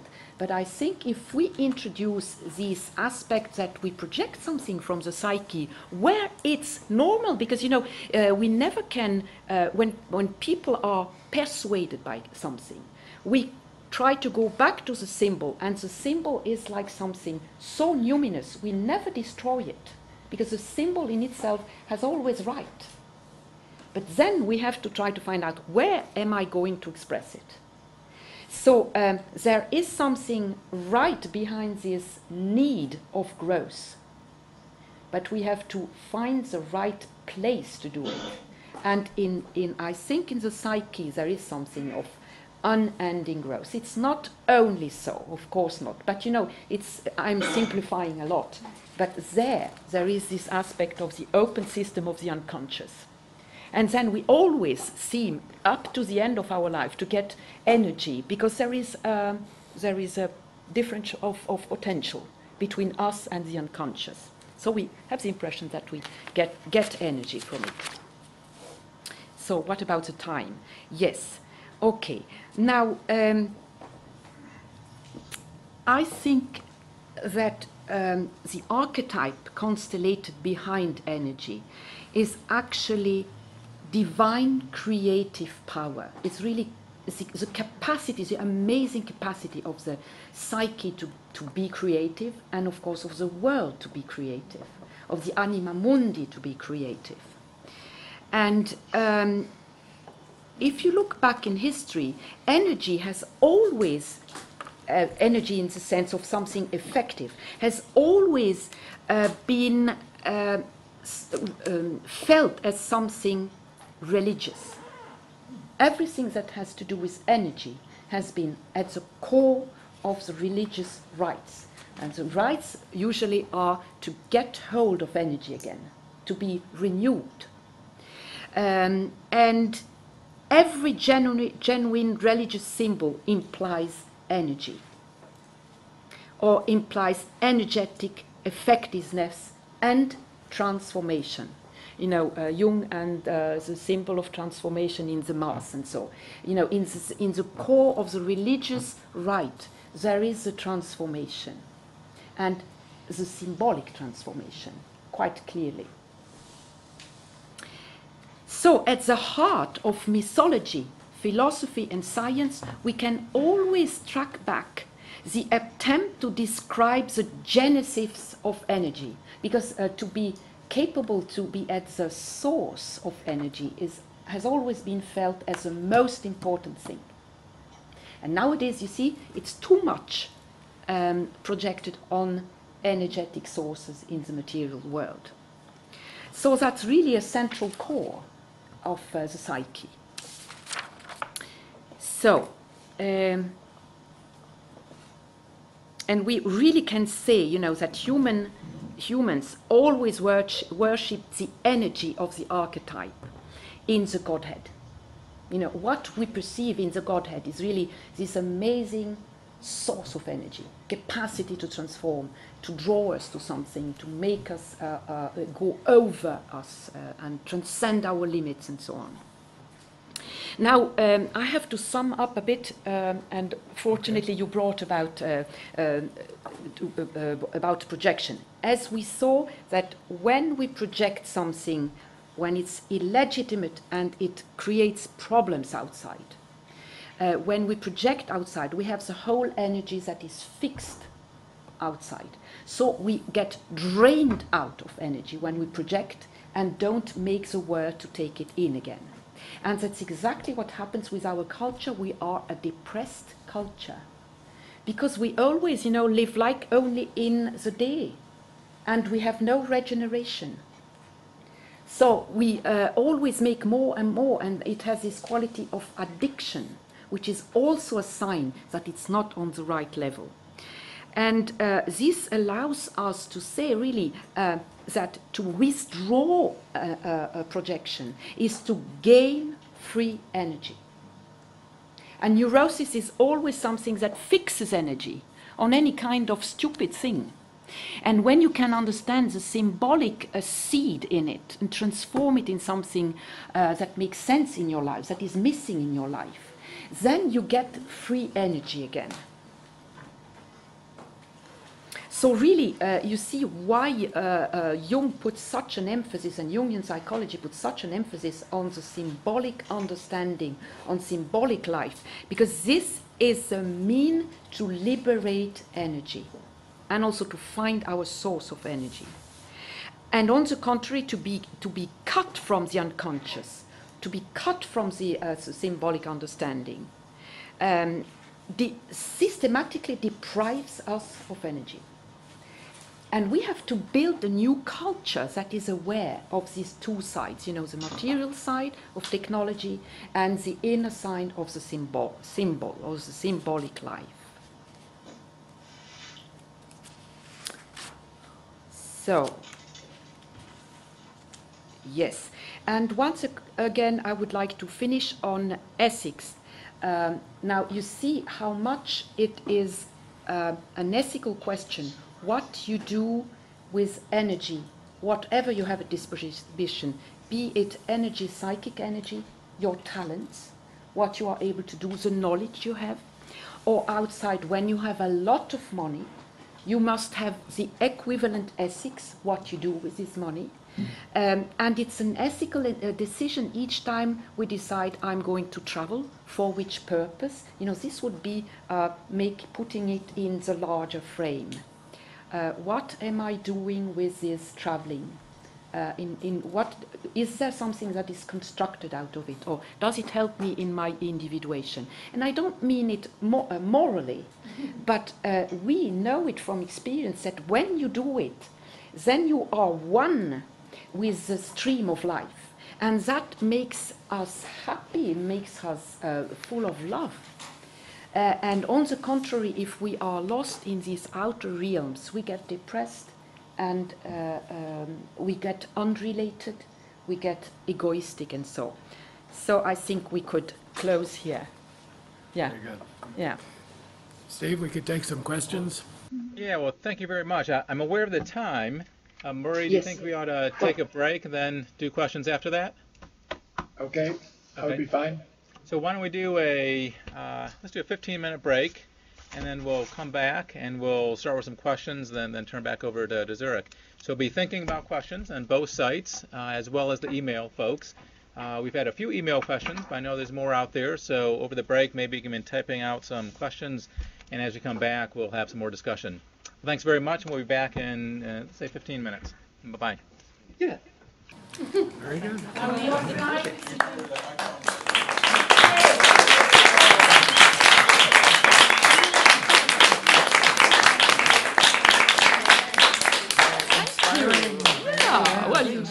I have an internet question I might read first, and then maybe we'll ask Asheville for any questions, then we'll go to Zurich, and then we'll just keep going along those lines. There's a number of internet questions. Let me just read one to start us off, and then we'll go to Asheville and then Zurich for further questions. This is from Victor Davis in Napa, California, and Victor says, I'd love to hear you speak to this. In our pragmatic Western culture, how about emphasizing the depression relieving aspect of working with the symbol of energy? For a culture intimidated by engagement with the unconscious, the experience of depression relief might spur a shift in some to discover the unknown world, a continent within. Then he adds, wonderful seminar. Yeah, thanks. Want me to read that again? Or Oh, yes, yes, please. And very slowly. Yeah. If you could kind of reduce it to the point, Right. Or sum it up. Right. There's language and a continent or two between us. Let me. There's a cell phone going off. Okay, so let me read it one more time, and I'll use my slow voice. I'd love to hear you speak of this. In our pragmatic Western culture, how about emphasizing the depression relieving aspect of working with the symbol of energy? For a culture intimidated by engagement with the unconscious, the experience of depression relief might spur a shift in some to discover the unknown world of a continent within. So how working with these symbols of energy, how does that aspect engage depression, our own personal depression, and perhaps the planet's depression as well, and spur us towards an inner discovery of our own inner journey? If you, let me just take that and go on with it a little bit. We can just kind of see where this leads. Say culture itself is your patient.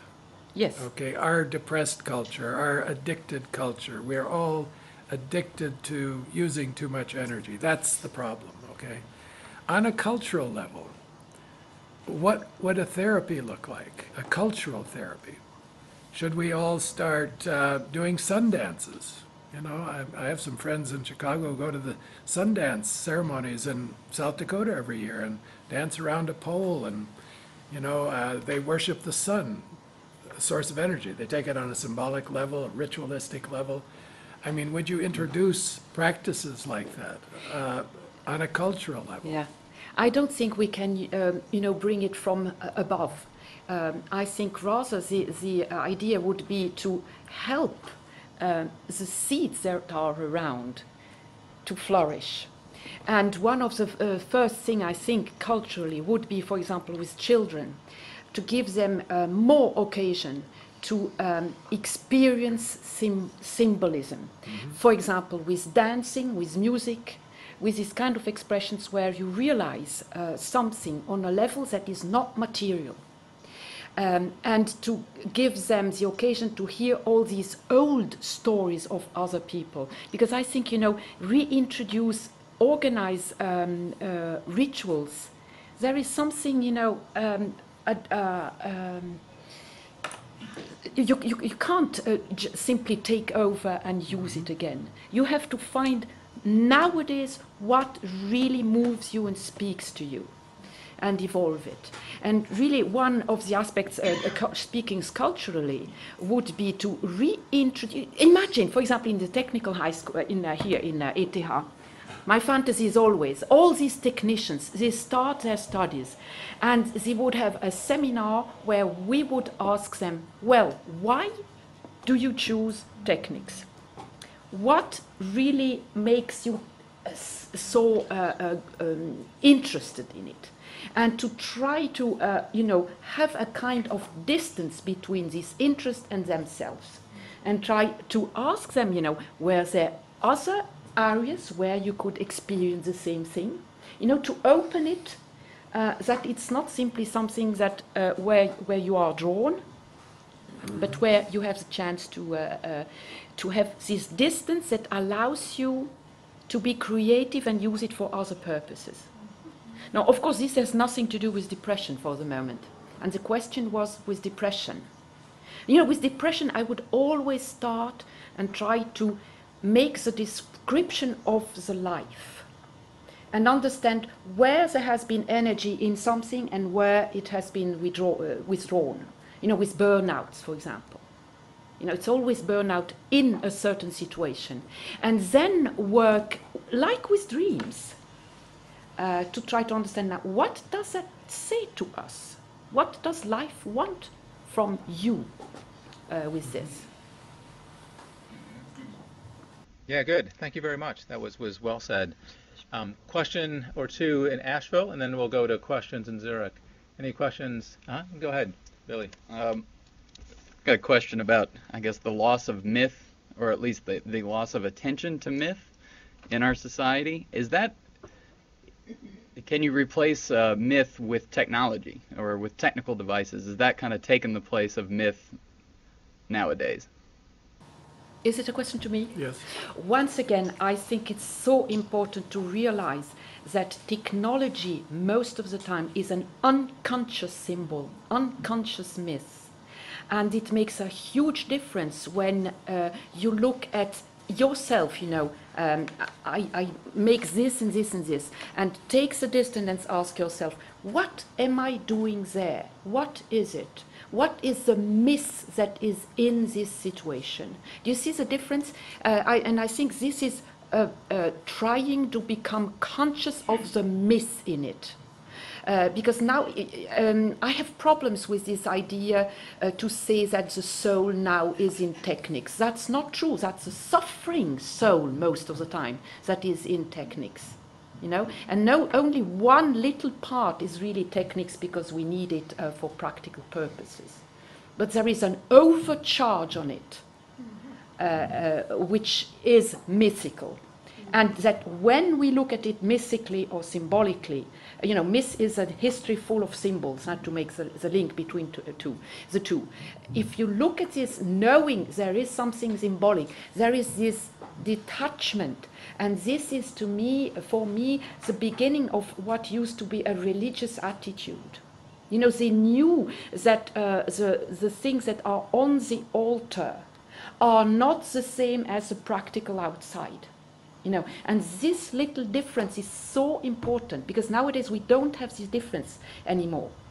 We have only this, we perceive only the outer world and have lost the dimension that behind everything outside there is always another dimension that is much more profound.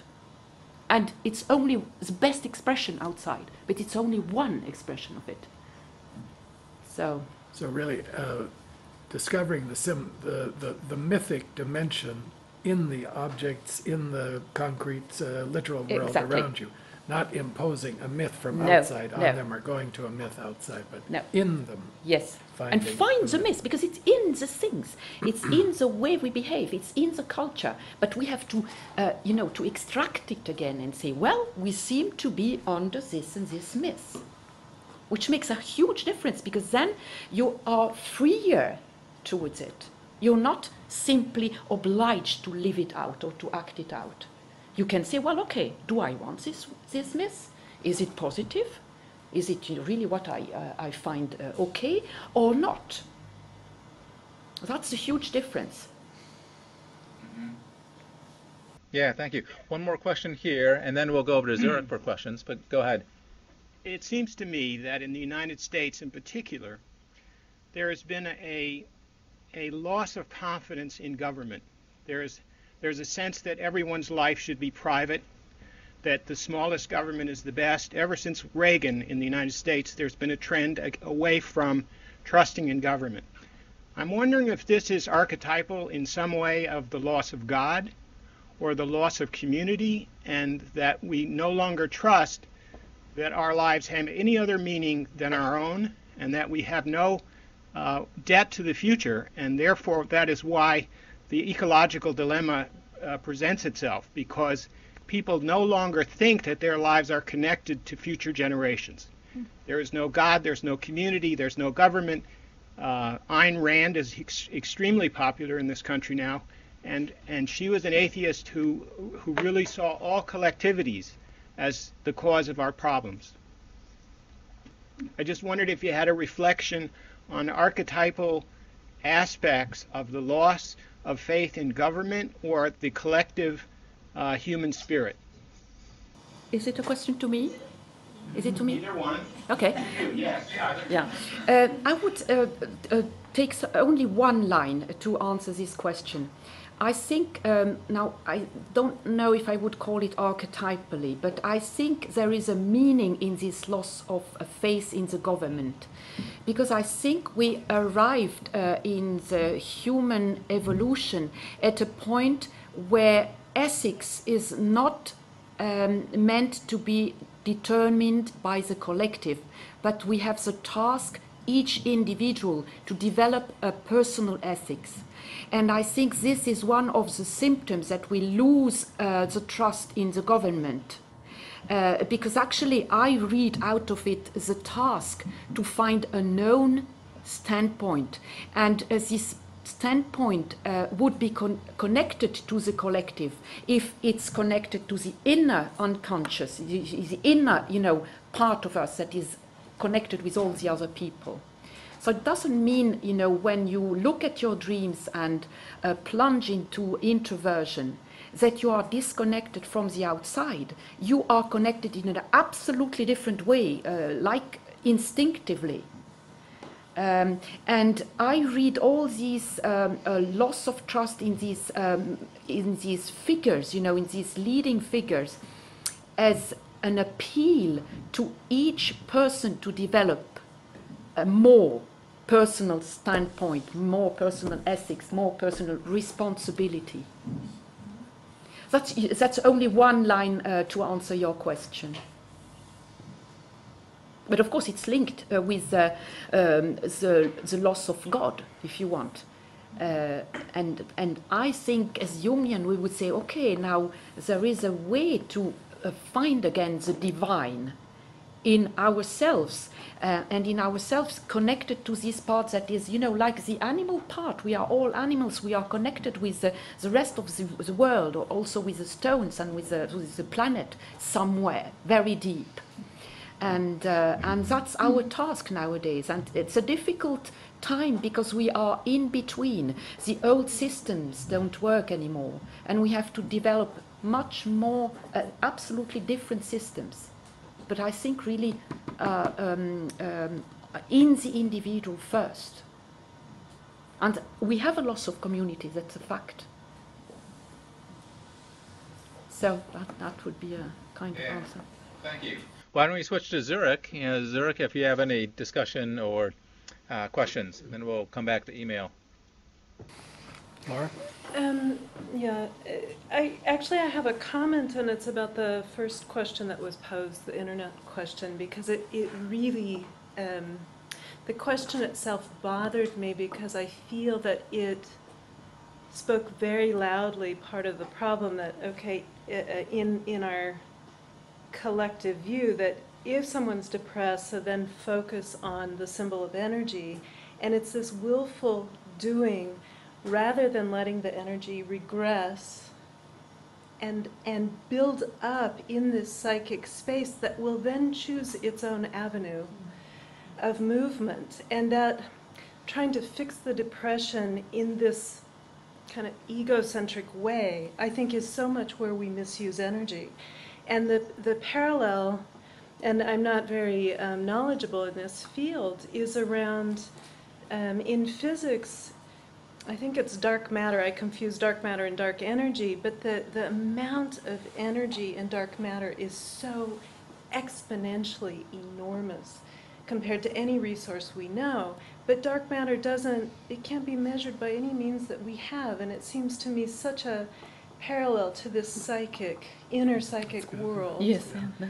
And that it's so important that we don't use our will to try to fix these depressive things, but that we actually trust something deeper.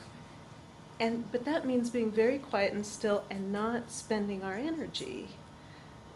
So anyway, I got really charged up, obviously, about that question because it felt so much that it spoke the problem. So just Do you that want to comment. respond to that? Yes, I'm very grateful that I understand now the question better. Yeah. About the fixing. Yeah, you know, right. and it's we make exactly the contrary. Exactly. Yeah. We try to listen, to this background energy, we could say. Background, yeah? Hmm?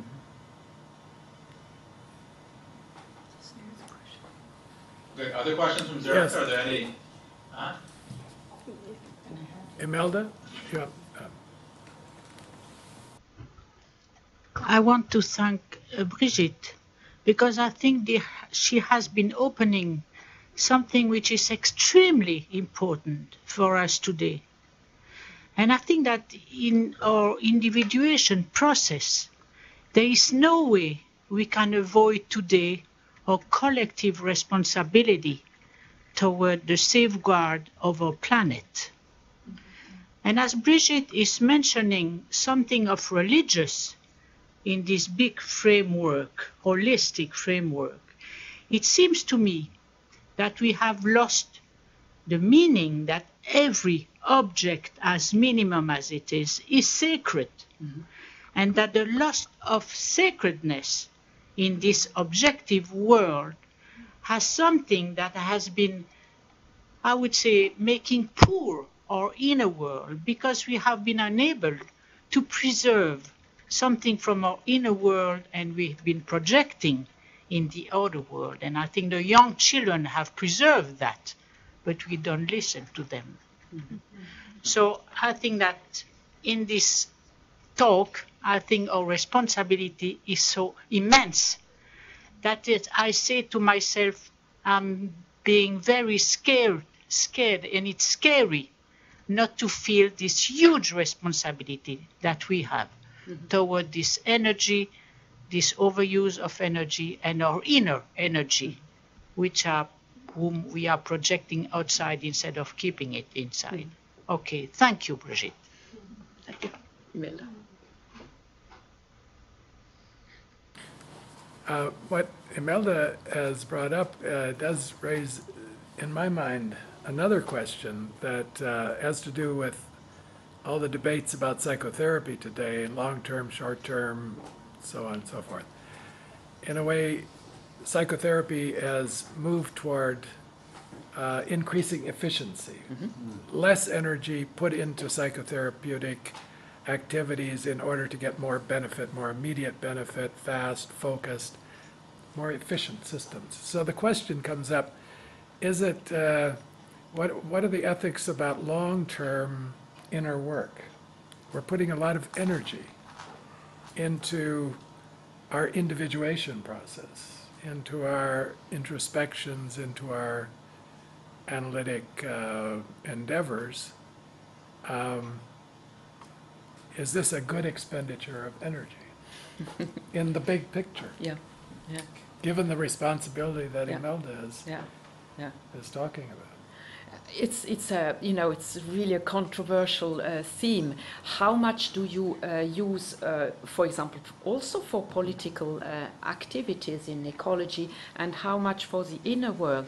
But if you really have this experience that you could as well work inside and outside, then it depends on your own personality. Are you in a situation with tools where you have to work outside? Or are you in a situation where you have rather to explore the inner world and take this very seriously and make it flourish around you? And, this is such a tremendous theme. Think of, for example, we have now in Switzerland this pressure on the rest of the waters that are still natural. And the last bits of water, if we would exploit them, we would have not even 1% more energy at disposition. But we would destroy the most beautiful places in Switzerland. Now, are you going to work outside with action and democratic tools, or are you going to go and meditate in these places and try? We don't even have words for that nowadays that we can simply use. But speak, for me, it's like this: speak to the nymph there, and to have a kind of dialogue with the soul of this place. That this place is strong enough to be defended. Now you have this whole discourse, and we don't now I'm really exposing myself saying these kind of things. But on the other side, I have the experience that when you go on these other kind of tracks, you are sometimes much more efficient. And this is really to give you the courage to go these paths. And of course, you can't so much speak about them. You can speak with people that have the same experience. But when you take really seriously this background we have, the unconscious, it's absolutely amazing what can come out of it. So do you, just from a theoretical side, do you think you're communicating with the anima mundi when you're doing that? And, well, personally, I would have, I would never say so, because I don't know. But there is something in me that says, go on, do it. Yeah. And it is effective. It's effective. And it's really effective. And unfortunately, I can't speak of practical examples because it's too fresh. And it's something I think that needs really to be done in, in absolute darkness. But to encourage people, if you have in your life, if you are meant to do it inside through art, and so if you can have this trust that it's as efficient as if you do it through techniques or through politics or so on. And I think each person has to find out, where am I supposed to work? And it makes us very open, to different kinds of people and working. But I trust this experience. Well, this answers the first question in a sense too, that going inward and meditating on energy to overcome your own form of cultural depression, to work on it internally, is a contribution. Is a great contribution. Yeah. I think so. Yeah. It's a kind of mystical idea, but if it works, it means there's energy in it, right? Yes. Energy is Yeah, effectiveness. exactly. If it's effective and it works. And and it convinces you when you have experienced something like this. Yes. It really convinces you. I work as an energy healer, and my experience is where energy goes, energy flows. So if you give certain matters a lot of positive thought, it has a transcendent function. So it is a very, very good thing for the world to be doing this right now. And of course every country is in different phases, but in Australia this is very prevalent. I'm part of a whole community that meditates and that cherishes the ocean and that really looks after each other and not consume too much, just and look after themselves and have an inner process going for many, many years already. It's beautiful. Yeah. And there I would add, we as Jungian analysts, you have something in yourself that is a kind of, gives you an idea if you are ethical or not. You have your dreams. If you are too introverted when you should do something outside, I have the experience that it's quite clear that you get signs in your dreams that you are not taking, the right path. And of course, it's like something you cannot really decide once for all. It depends on the occasion. But we have with this dreaming in ourselves always this voice of nature that says something and remains connected with the whole. But I think, these are things that you must experience yourself to be convinced. And the only thing we can say, try to do it. Listen to your dreams and try to look if it's really true. So.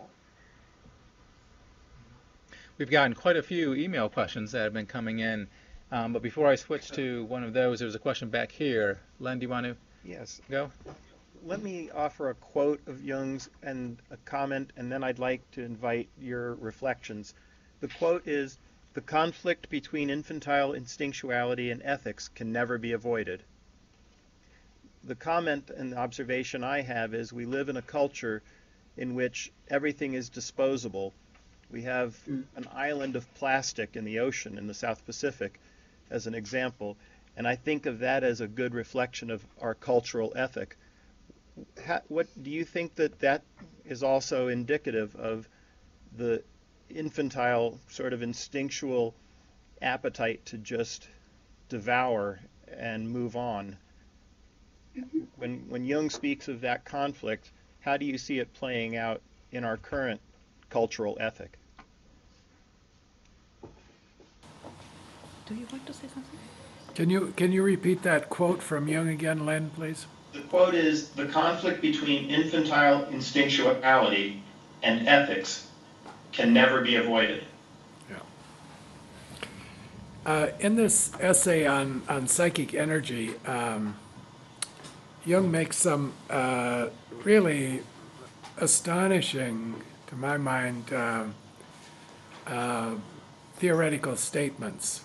And he says, on the one side, human beings are born with an instinctual appetite, an instinctual apparatus. We are animals, okay? And we try to satisfy those instinctual needs as best we can. We're driven to satisfy them. So we have the instincts. On the other hand, we're born with, and he has a hard time stating just what this is, but you could boil it down to a spark of divinity, a spiritual inheritance and a cultural inheritance that comes with our humanity, part of our native inheritance. And that brings with it all the ethical reflections, all the spiritual strivings, all the drive for meaning. It's a whole archetypal package. And these two are in a tension with each other. You could say our instinctual nature and our spiritual endowment. From the beginning, he says you can see this in children and in children's dreams. He was astonished when he studied the dreams of some children to find the depth of wisdom contained in some of their images and their imagery. Where does this come from? So he says we're endowed with it. And this conflict between instinctual gratification of instinctual satisfaction and fulfillment of our spiritual strivings is a part of our lives. And out of this tension, a tremendous amount of energy is created. This is probably the source of the surplus, okay? So we struggle with ourselves, and we struggle with ethical questions. If you take this question of how much energy should I use, for instance, well, I have my instinctual needs and satisfactions, that requires a certain amount of energy. On the other hand, I have all the ethical questions about footprint and the kind of car I should drive and the kind of transportation I should take and the number of trips I should take and on. And we have to live with this conflict. And we have to deepen the conflict. if we just go over to the instinctual satisfaction piece and repress our better angels, we arrive at consumerism. We arrive at the consumerist culture that has no ethical compunctions about buying and spending ad infinitum, to more using all the surplus on material satisfactions. But where does that leave the other side of our nature? That's the cause of the depression. That's why you say we need a rebirth of spirituality or insight, the symbolic sense. That's all been pushed off the map. It's repressed. And with it goes ethics. Yeah. And the ethical tension between these two sides. So I found Bridget's talk tremendously inspirational along these very lines, that really calling for a new culture, which means really just a recognition of what human nature is, that we aren't just consumers, we aren't just instinctual creatures, we are that too, but we have these other strivings, and among them are higher strivings, the highest ones, for meaning, purpose, generativity, all these things that are such an important part of real culture. Yeah. Yeah, well, good. Let me shift to an email question, and then maybe I'll ask another Asheville open question. And we have quite a few email ones, but I'm trying to sort through which ones we maybe haven't covered. This one comes from Heather Spring, and she says, I would be interested to know whether you have looked at specific energy issues such as the Gulf of Mexico oil spill and traced them back into possible psychic energy sources. Can you speak to natural disasters as a manifestation of collective energy trying to be expressed? That could be for either one of you. Do you want to? Yeah. Well, I didn't precisely look at the Gulf of Mexico, but I tried to do it for certain things in Switzerland. And I would just like to mention someone who is working a lot on this. That's Chalquist, who developed Terra Psychology.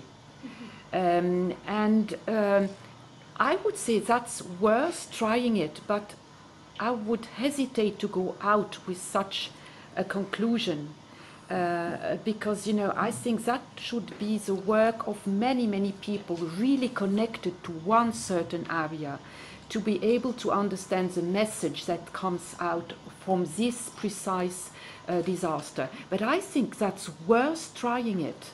And I'm enough scientist to have one side that says, okay, hypothesis, try it, but I have also my doubts. And the other side that tries it and then look at the dreams. And, usually if you're on the right track, you will have something inside that draws you on the line. When you say try it, what is it? Try what? What would it be? Now, for example, to try to understand what the message is or what is the pattern in one accident or in a earthquake or in a... But if you take the Gulf of Mexico, that's an oil spill that killed millions of animals and polluted the environment. Yeah. And I make a huge difference when it's man-made and nature-made, of course. Yes, I'm sorry, I thought of, Katrina. Katrina, I was mixed up. Yes. Now, when it's man-made, this is the suffering of the planet. Then you go through because you realize, this is the effect of our civilization, of our blindness to the soul dimension, and we are not finished with that. I think there will certainly be more accidents of this kind. And what I hope is that people get affected enough in their feelings when they see these birds and so dying in these oil covers and so, that and this is our task, to give them the tools to have the symbolic understanding, the mythological understanding, to make sense and meaning to these events, and to take them back and change something in your life, in our life. That's the important so thing. that's the Not most just important get angry thing. and blame people, but actually change something. and not wait for other people to change, or organizations or government to do it, but change immediately once and something. Be touched enough to think, okay, I'm also a part of these people who use this oil that is spilled over. How could I use less? And we cannot avoid this. We have to face it, and that's painful. It's painful. Accidents like this can stimulate I hope the so. ethical awareness, right? I hope mean, so. If you take it another step. And, Yeah. Yeah. Good. Any other Asheville questions? Any questions in the room from Asheville? Oh, yeah, go ahead. It's an interesting coincidence, Dr. Stein, that you had mentioned The Better Angels of Our Nature. There's a brand new book by Steven Pinker with that title.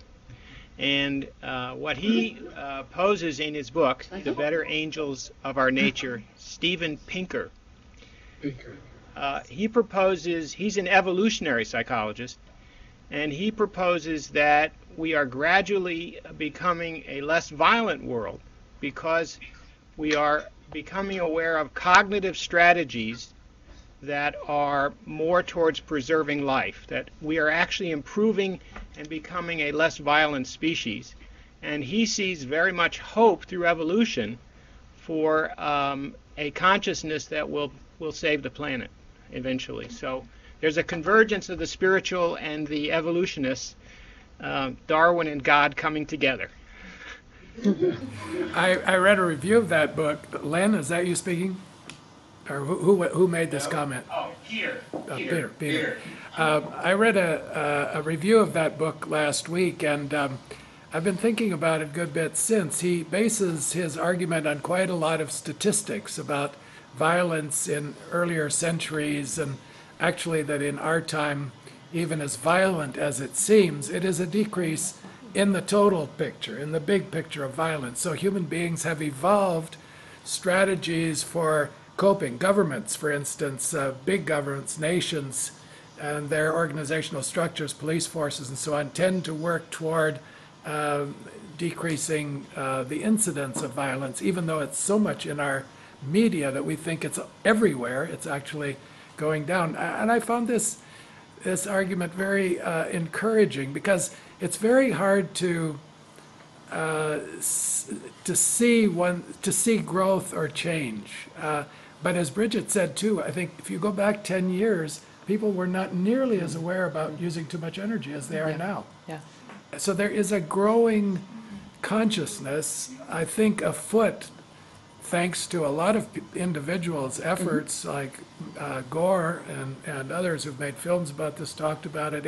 It is getting into the public awareness. And then you have an oil spill and people start thinking, well, maybe I won't buy an SUV next time. Maybe I'll try to reduce my pressure for extracting energy from the earth a bit. And these bits can make a difference. Of course, we've got so far to go that it is rather discouraging in that sense. Right? Yeah.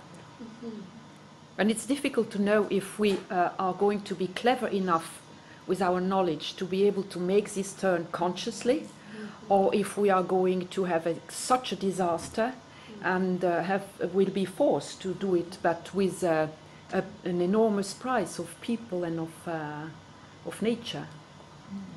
But I'm optimistic, and I could very well imagine, that something is preparing to make quite a radical shift. And the accident of Chernobyl, the way it was perceived among the people, and the way Fukushima was perceived, for me, shows really a development, and also a caring for another place of the planet that seems to me to be new.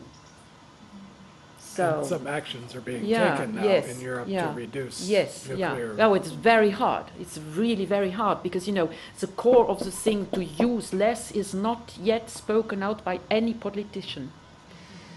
It's always more efficiency and more sources and more renewable. And never forget, there is a difference between renewable energy and ecologically meaningful energy. For the ecology, renewable alone is not enough. You know, we could use all renewable water in Switzerland, but to what cost for the fishes and for the ecosystems of water? So, but I'm optimistic, you know, that it seems to me that something is preparing that could very well make a shift towards a new kind of spirituality, I think I would call it. And it's our task, you know, to teach as much as we can, speak about these tools which are around and which are absolutely usable with science. They are not against science. Jungian psychology at the at the borders of there is no incompatibility to use it with other science. That's very precious. And of course, on the very personal level, you can be. I think I have Paleolithic sites. I agree. You know, Paleolithic or, you know, Neolithic or old sides in it. Yeah. And I have one side that is absolutely scientific, and be open to that. Marianne, did you want to say something? Oh, just in the same, I guess, vein, that there's a huge controversy in the United States about the Keystone pipe that should transport tar sand extracted oil down from Canada down to Mexico. And people are actually demonstrating peacefully in front of the White House, and they say that not since the 60s has there been such a movement, and that people also in the United States speak up and make their voices heard about this is just enough, and this is a nonsensical project, and are interested in the because it's a community issue actually, and I'm really moved to see in the States. I have the impression also with Obama in the election time, that seems that there are more people interested in politics or in issues that touches the community than it used to be, and these are really fundamental aspects and good signs, I think. So we have lost community in a way, but we also gain on another level. Yeah. Can you hear that okay, Steve? We're having a conversation here, but I hope it's... Yes, we could. Okay. We're enjoying it very much. Thank you. Yeah. I have an email question. Let me read this email question and go from there. This is from Alberta, Canada, from the Calgary Young Society there. Our worldwide economic system is deeply unjust and out of control. This seems to run parallel to our destruction of the Earth's life support system. How do these events relate to present human consciousness, and how do we bring about fundamental change? Any thoughts on that? Could you hear the question okay? Yeah. Yes. Okay.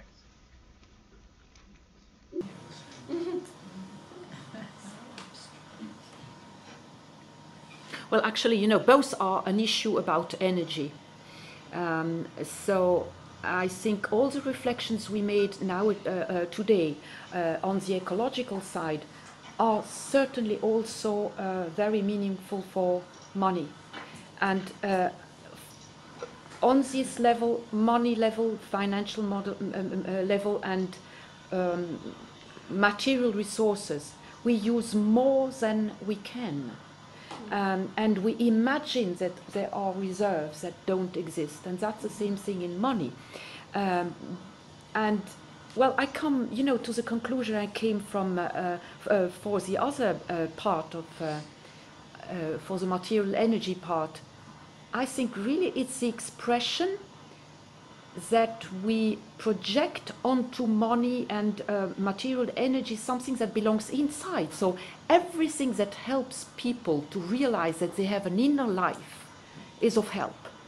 Because, you know, usually when I work with people from nature protection, the most difficult thing for many people is when you speak of inner nature. They have no idea what we understand under this. And so every effort, and this is something you can do, you know, with means of consciousness, you know, with absolutely, everybody can help there. In teaching or in speaking or writing in the journals or so, to make people aware that we have an inner life. Already this is, you know, would be a tremendous help And then, you can go further step by step. Because I think for many people, what we are speaking here is too difficult and too complicated. We must be aware of that. But if, certain people just live this way, are in front, it has an effect. It has really an effect, I'm sure. I think even, bankers and financial people are not hopeless. I mean, one can speak to them about an inner life too.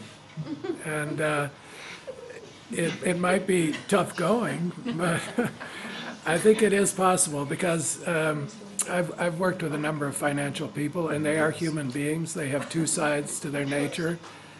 I think they're overcome by pressures to generate endless streams of income for their clients, and they're under enormous strains, and they suffer, they break down, they burn out. It's really a very difficult job. And it's all projected out there. All the resources are out there. It's all in the numbers on the balance sheets. And the sense of an inner life and inner resources, that your dreams can be interesting or valuable, is a huge step toward soul and bringing this other side into play. That it isn't all concrete and all literal. And to take a symbolic view of money as energy and take that back, Money is so real to us. I thought of this one time in reflecting on the nature of our perception of money and what we project into it. If you had talked to a medieval person about the afterlife, about what heaven was like, what hell was like, what purgatory was like, and how important it was to get to heaven, and how much money you would dedicate to somebody to pray for you after you die. It was so real. The afterlife and the spiritual life was as real to them as our bank accounts are now. Our bank account is now the most real thing. You get your statement at the end of the month and you look at it and your spirits rise or your spirits fall. And they've been falling and falling and falling lately. So it's a depressed culture because of the financial crisis. But you can see how much we've got tied into that. And you ask somebody about the afterlife and they look at you as though, it's totally meaningless. It's totally insignificant. It's a hypothesis. To the medieval man, money was a hypothesis. It was something that was useful if you had it, but don't put too much into it. It's too abstract. They had cattle, they had property, but the really real thing was the afterlife, was where you go when you die, because that's for eternity. This is a short life, short, difficult, often messy, and painful. The afterlife is where it's all at. So, and that was as real to them. They projected the whole psyche into the afterlife. Read Dante, and the levels. You go from hell to purgatory to a beatific vision. Well, but he was very much aware that it was also an inner thing. Yes. Now, what I would say, when that's the beautiful side of our work as analysts. When you have experienced when someone who was absolutely cut from this inner life discovers it, what this is capable to bring forth, it's so amazing. And this is what gives me so much hope, because this can happen, from one day to the other. Sometimes, it's catching a symbol or something, and it transforms the whole person. And I think this is worthwhile sharing, to give also hope to people that are feel also there is more about life than to be a banker or something else. To give it's really something you can piece by piece approach and have a chance to be transformed. So that's why I have this, also culturally it can happen, I think. I think we have time for one more question, maybe two. There was a question here. Len, do you want to go ahead? And you piqued my interest, Dr. Eggers, with your remark about everything psychic has a slight asymmetry in favor of the psyche.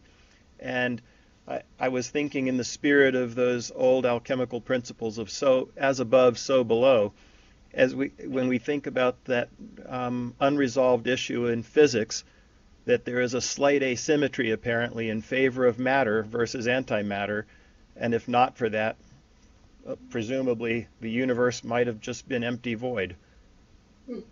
It was an interesting parallel that you bring up in terms of that very slight asymmetry.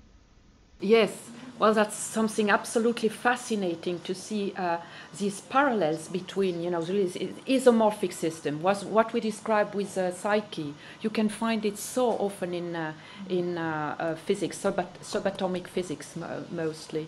And I think, I was wondering, you know, if maybe through physics these ideas are going to spread around much more. You know, the idea of complementarity is of such help for us because the psyche works complementary, and it came through physics, and maybe more people believe what comes through physics than through psychological realms, but it's amazing how it's similar. And you know, with this slight asymmetry, I think actually we could even say that most of the people that come in our practice have lived something where a certain symmetry has broken. As at the beginning of the fairy tale, you know, someone dies and so on, symmetry breaking, and then you have the whole process of something starting. And that's, you know, cosmology in science, and we call it cosmogony. And often I wonder how much, you know, science is discovering certain things that are actually, since immemorial times, religious pictures. You know, because the myths are, you know, the cosmology, the modern cosmology is so close to many myths that are clearly religious. So I think for those who understand this difficult physics, it's so worth reading all these things about dark matter and all these, because very often I have this impression they are describing soul issues. It's the unconscious. Huh? Yeah, but they remain unconscious, yeah. Unconscious soul figures, yeah. And it's no hazard, you know. I think that Jung and these physicists discovered these aspects, you know, really Freud and Jung, this unconscious, and at the same time this subatomic physics that behaves in such incredible ways. It's speaking for this time. That's our new, you know, our new task is to understand that and understand it inside and outside. Very well said. I like that quite a bit. Any last question? Don't have a whole lot of time left, but Asheville or Zurich? One back there. Billy, go ahead. Got one more question because you brought up hope a couple times when you were just speaking, and I was wondering if you see hope as a form of energy, and if so, do you view it as energy wasted? Because hope's not really a strategy, I guess, but that's why I asked the question. Yes, well, definitely hope is a form of energy, but actually, you know, anger is also a form of energy. But what I see is that, you know, cultivating hope is a way to get in touch with energy from the unconscious. Cultivating hope.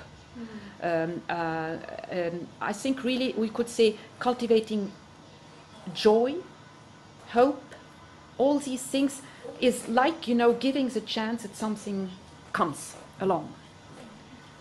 So for me it's something very, very fundamental. You can also say love, you know, because at this point, when I describe these points, you know, try to find the seed, you know, in the symbol, where everything is so concentrated that it can become whatever, you know, cosmogony can start again if you want, to speak for physicists. This point is the point where joy is concentrated, love is concentrated, relationship is concentrated, hope is concentrated. And so if you listen like this, you know, it's like tuning your violin. If you're close to the right note, it's easier to find it. You know, and so cultivating these special, it's like a channel to energy. Then energy comes in. Mm-hmm. That's my conviction. And you know, people who have gone through amazing tortures and so, or in prison, usually who come out and are really full and survive and are full of wisdom, often they describe that they cultivated hope on very practical ways. And I think this speaks quite in favor of hope. But it's difficult, you know, you cannot say someone who is totally depressed, cultivate hope. You know, there is always a gap. But if someone can, you know, can catch this thing and knows how to cultivate that, then it's like having a source of energy at disposition. I think it's in the core of many spiritual traditions, and I read it from the Sufi. How can you keep in your life, independently of the difficulties that you experience, this kind of joy of life? They describe it as really the purpose, the aim of the spiritual development. And I think it's so wise, so wise. Oh, well, thank you so much. I'm intrigued by how much of our conversation ultimately goes back to spirituality and hope and depth in work. I think so much of depth psychology is about spirit, spirituality, that inner journey, which leads me into our next seminar, which is December 1st. So if people keep that in mind, we're going to go even deeper into Carl Jung and spirituality. Murray Stein is planning to lead that conference with us together. So if people can tune back in, we'll continue the conversation in a different but also quite a deep way. I want to say just two things before I thank our presenters. One is that the 150 or so of you that have been watching online from your home computers, you should be receiving, as we speak, an evaluation that will be emailed to you. There'll be a link. Click on that link. It'll take you to a survey. And if you can give us some feedback, that's always helpful to hear what you enjoyed, what you didn't enjoy, what works, what we can improve on. And for those that have continuing education credits, we'll be in contact of taking a brief examination on the material and getting you those certificates within the next couple weeks or so. So again, I want to really thank Murray and Bridget for your work today. It's been just fabulous seeing the two of you work together up there. It always feels nice to be right with Zurich, like you're right in our living room here. This has been wonderful. So thank you once again. Really appreciate it.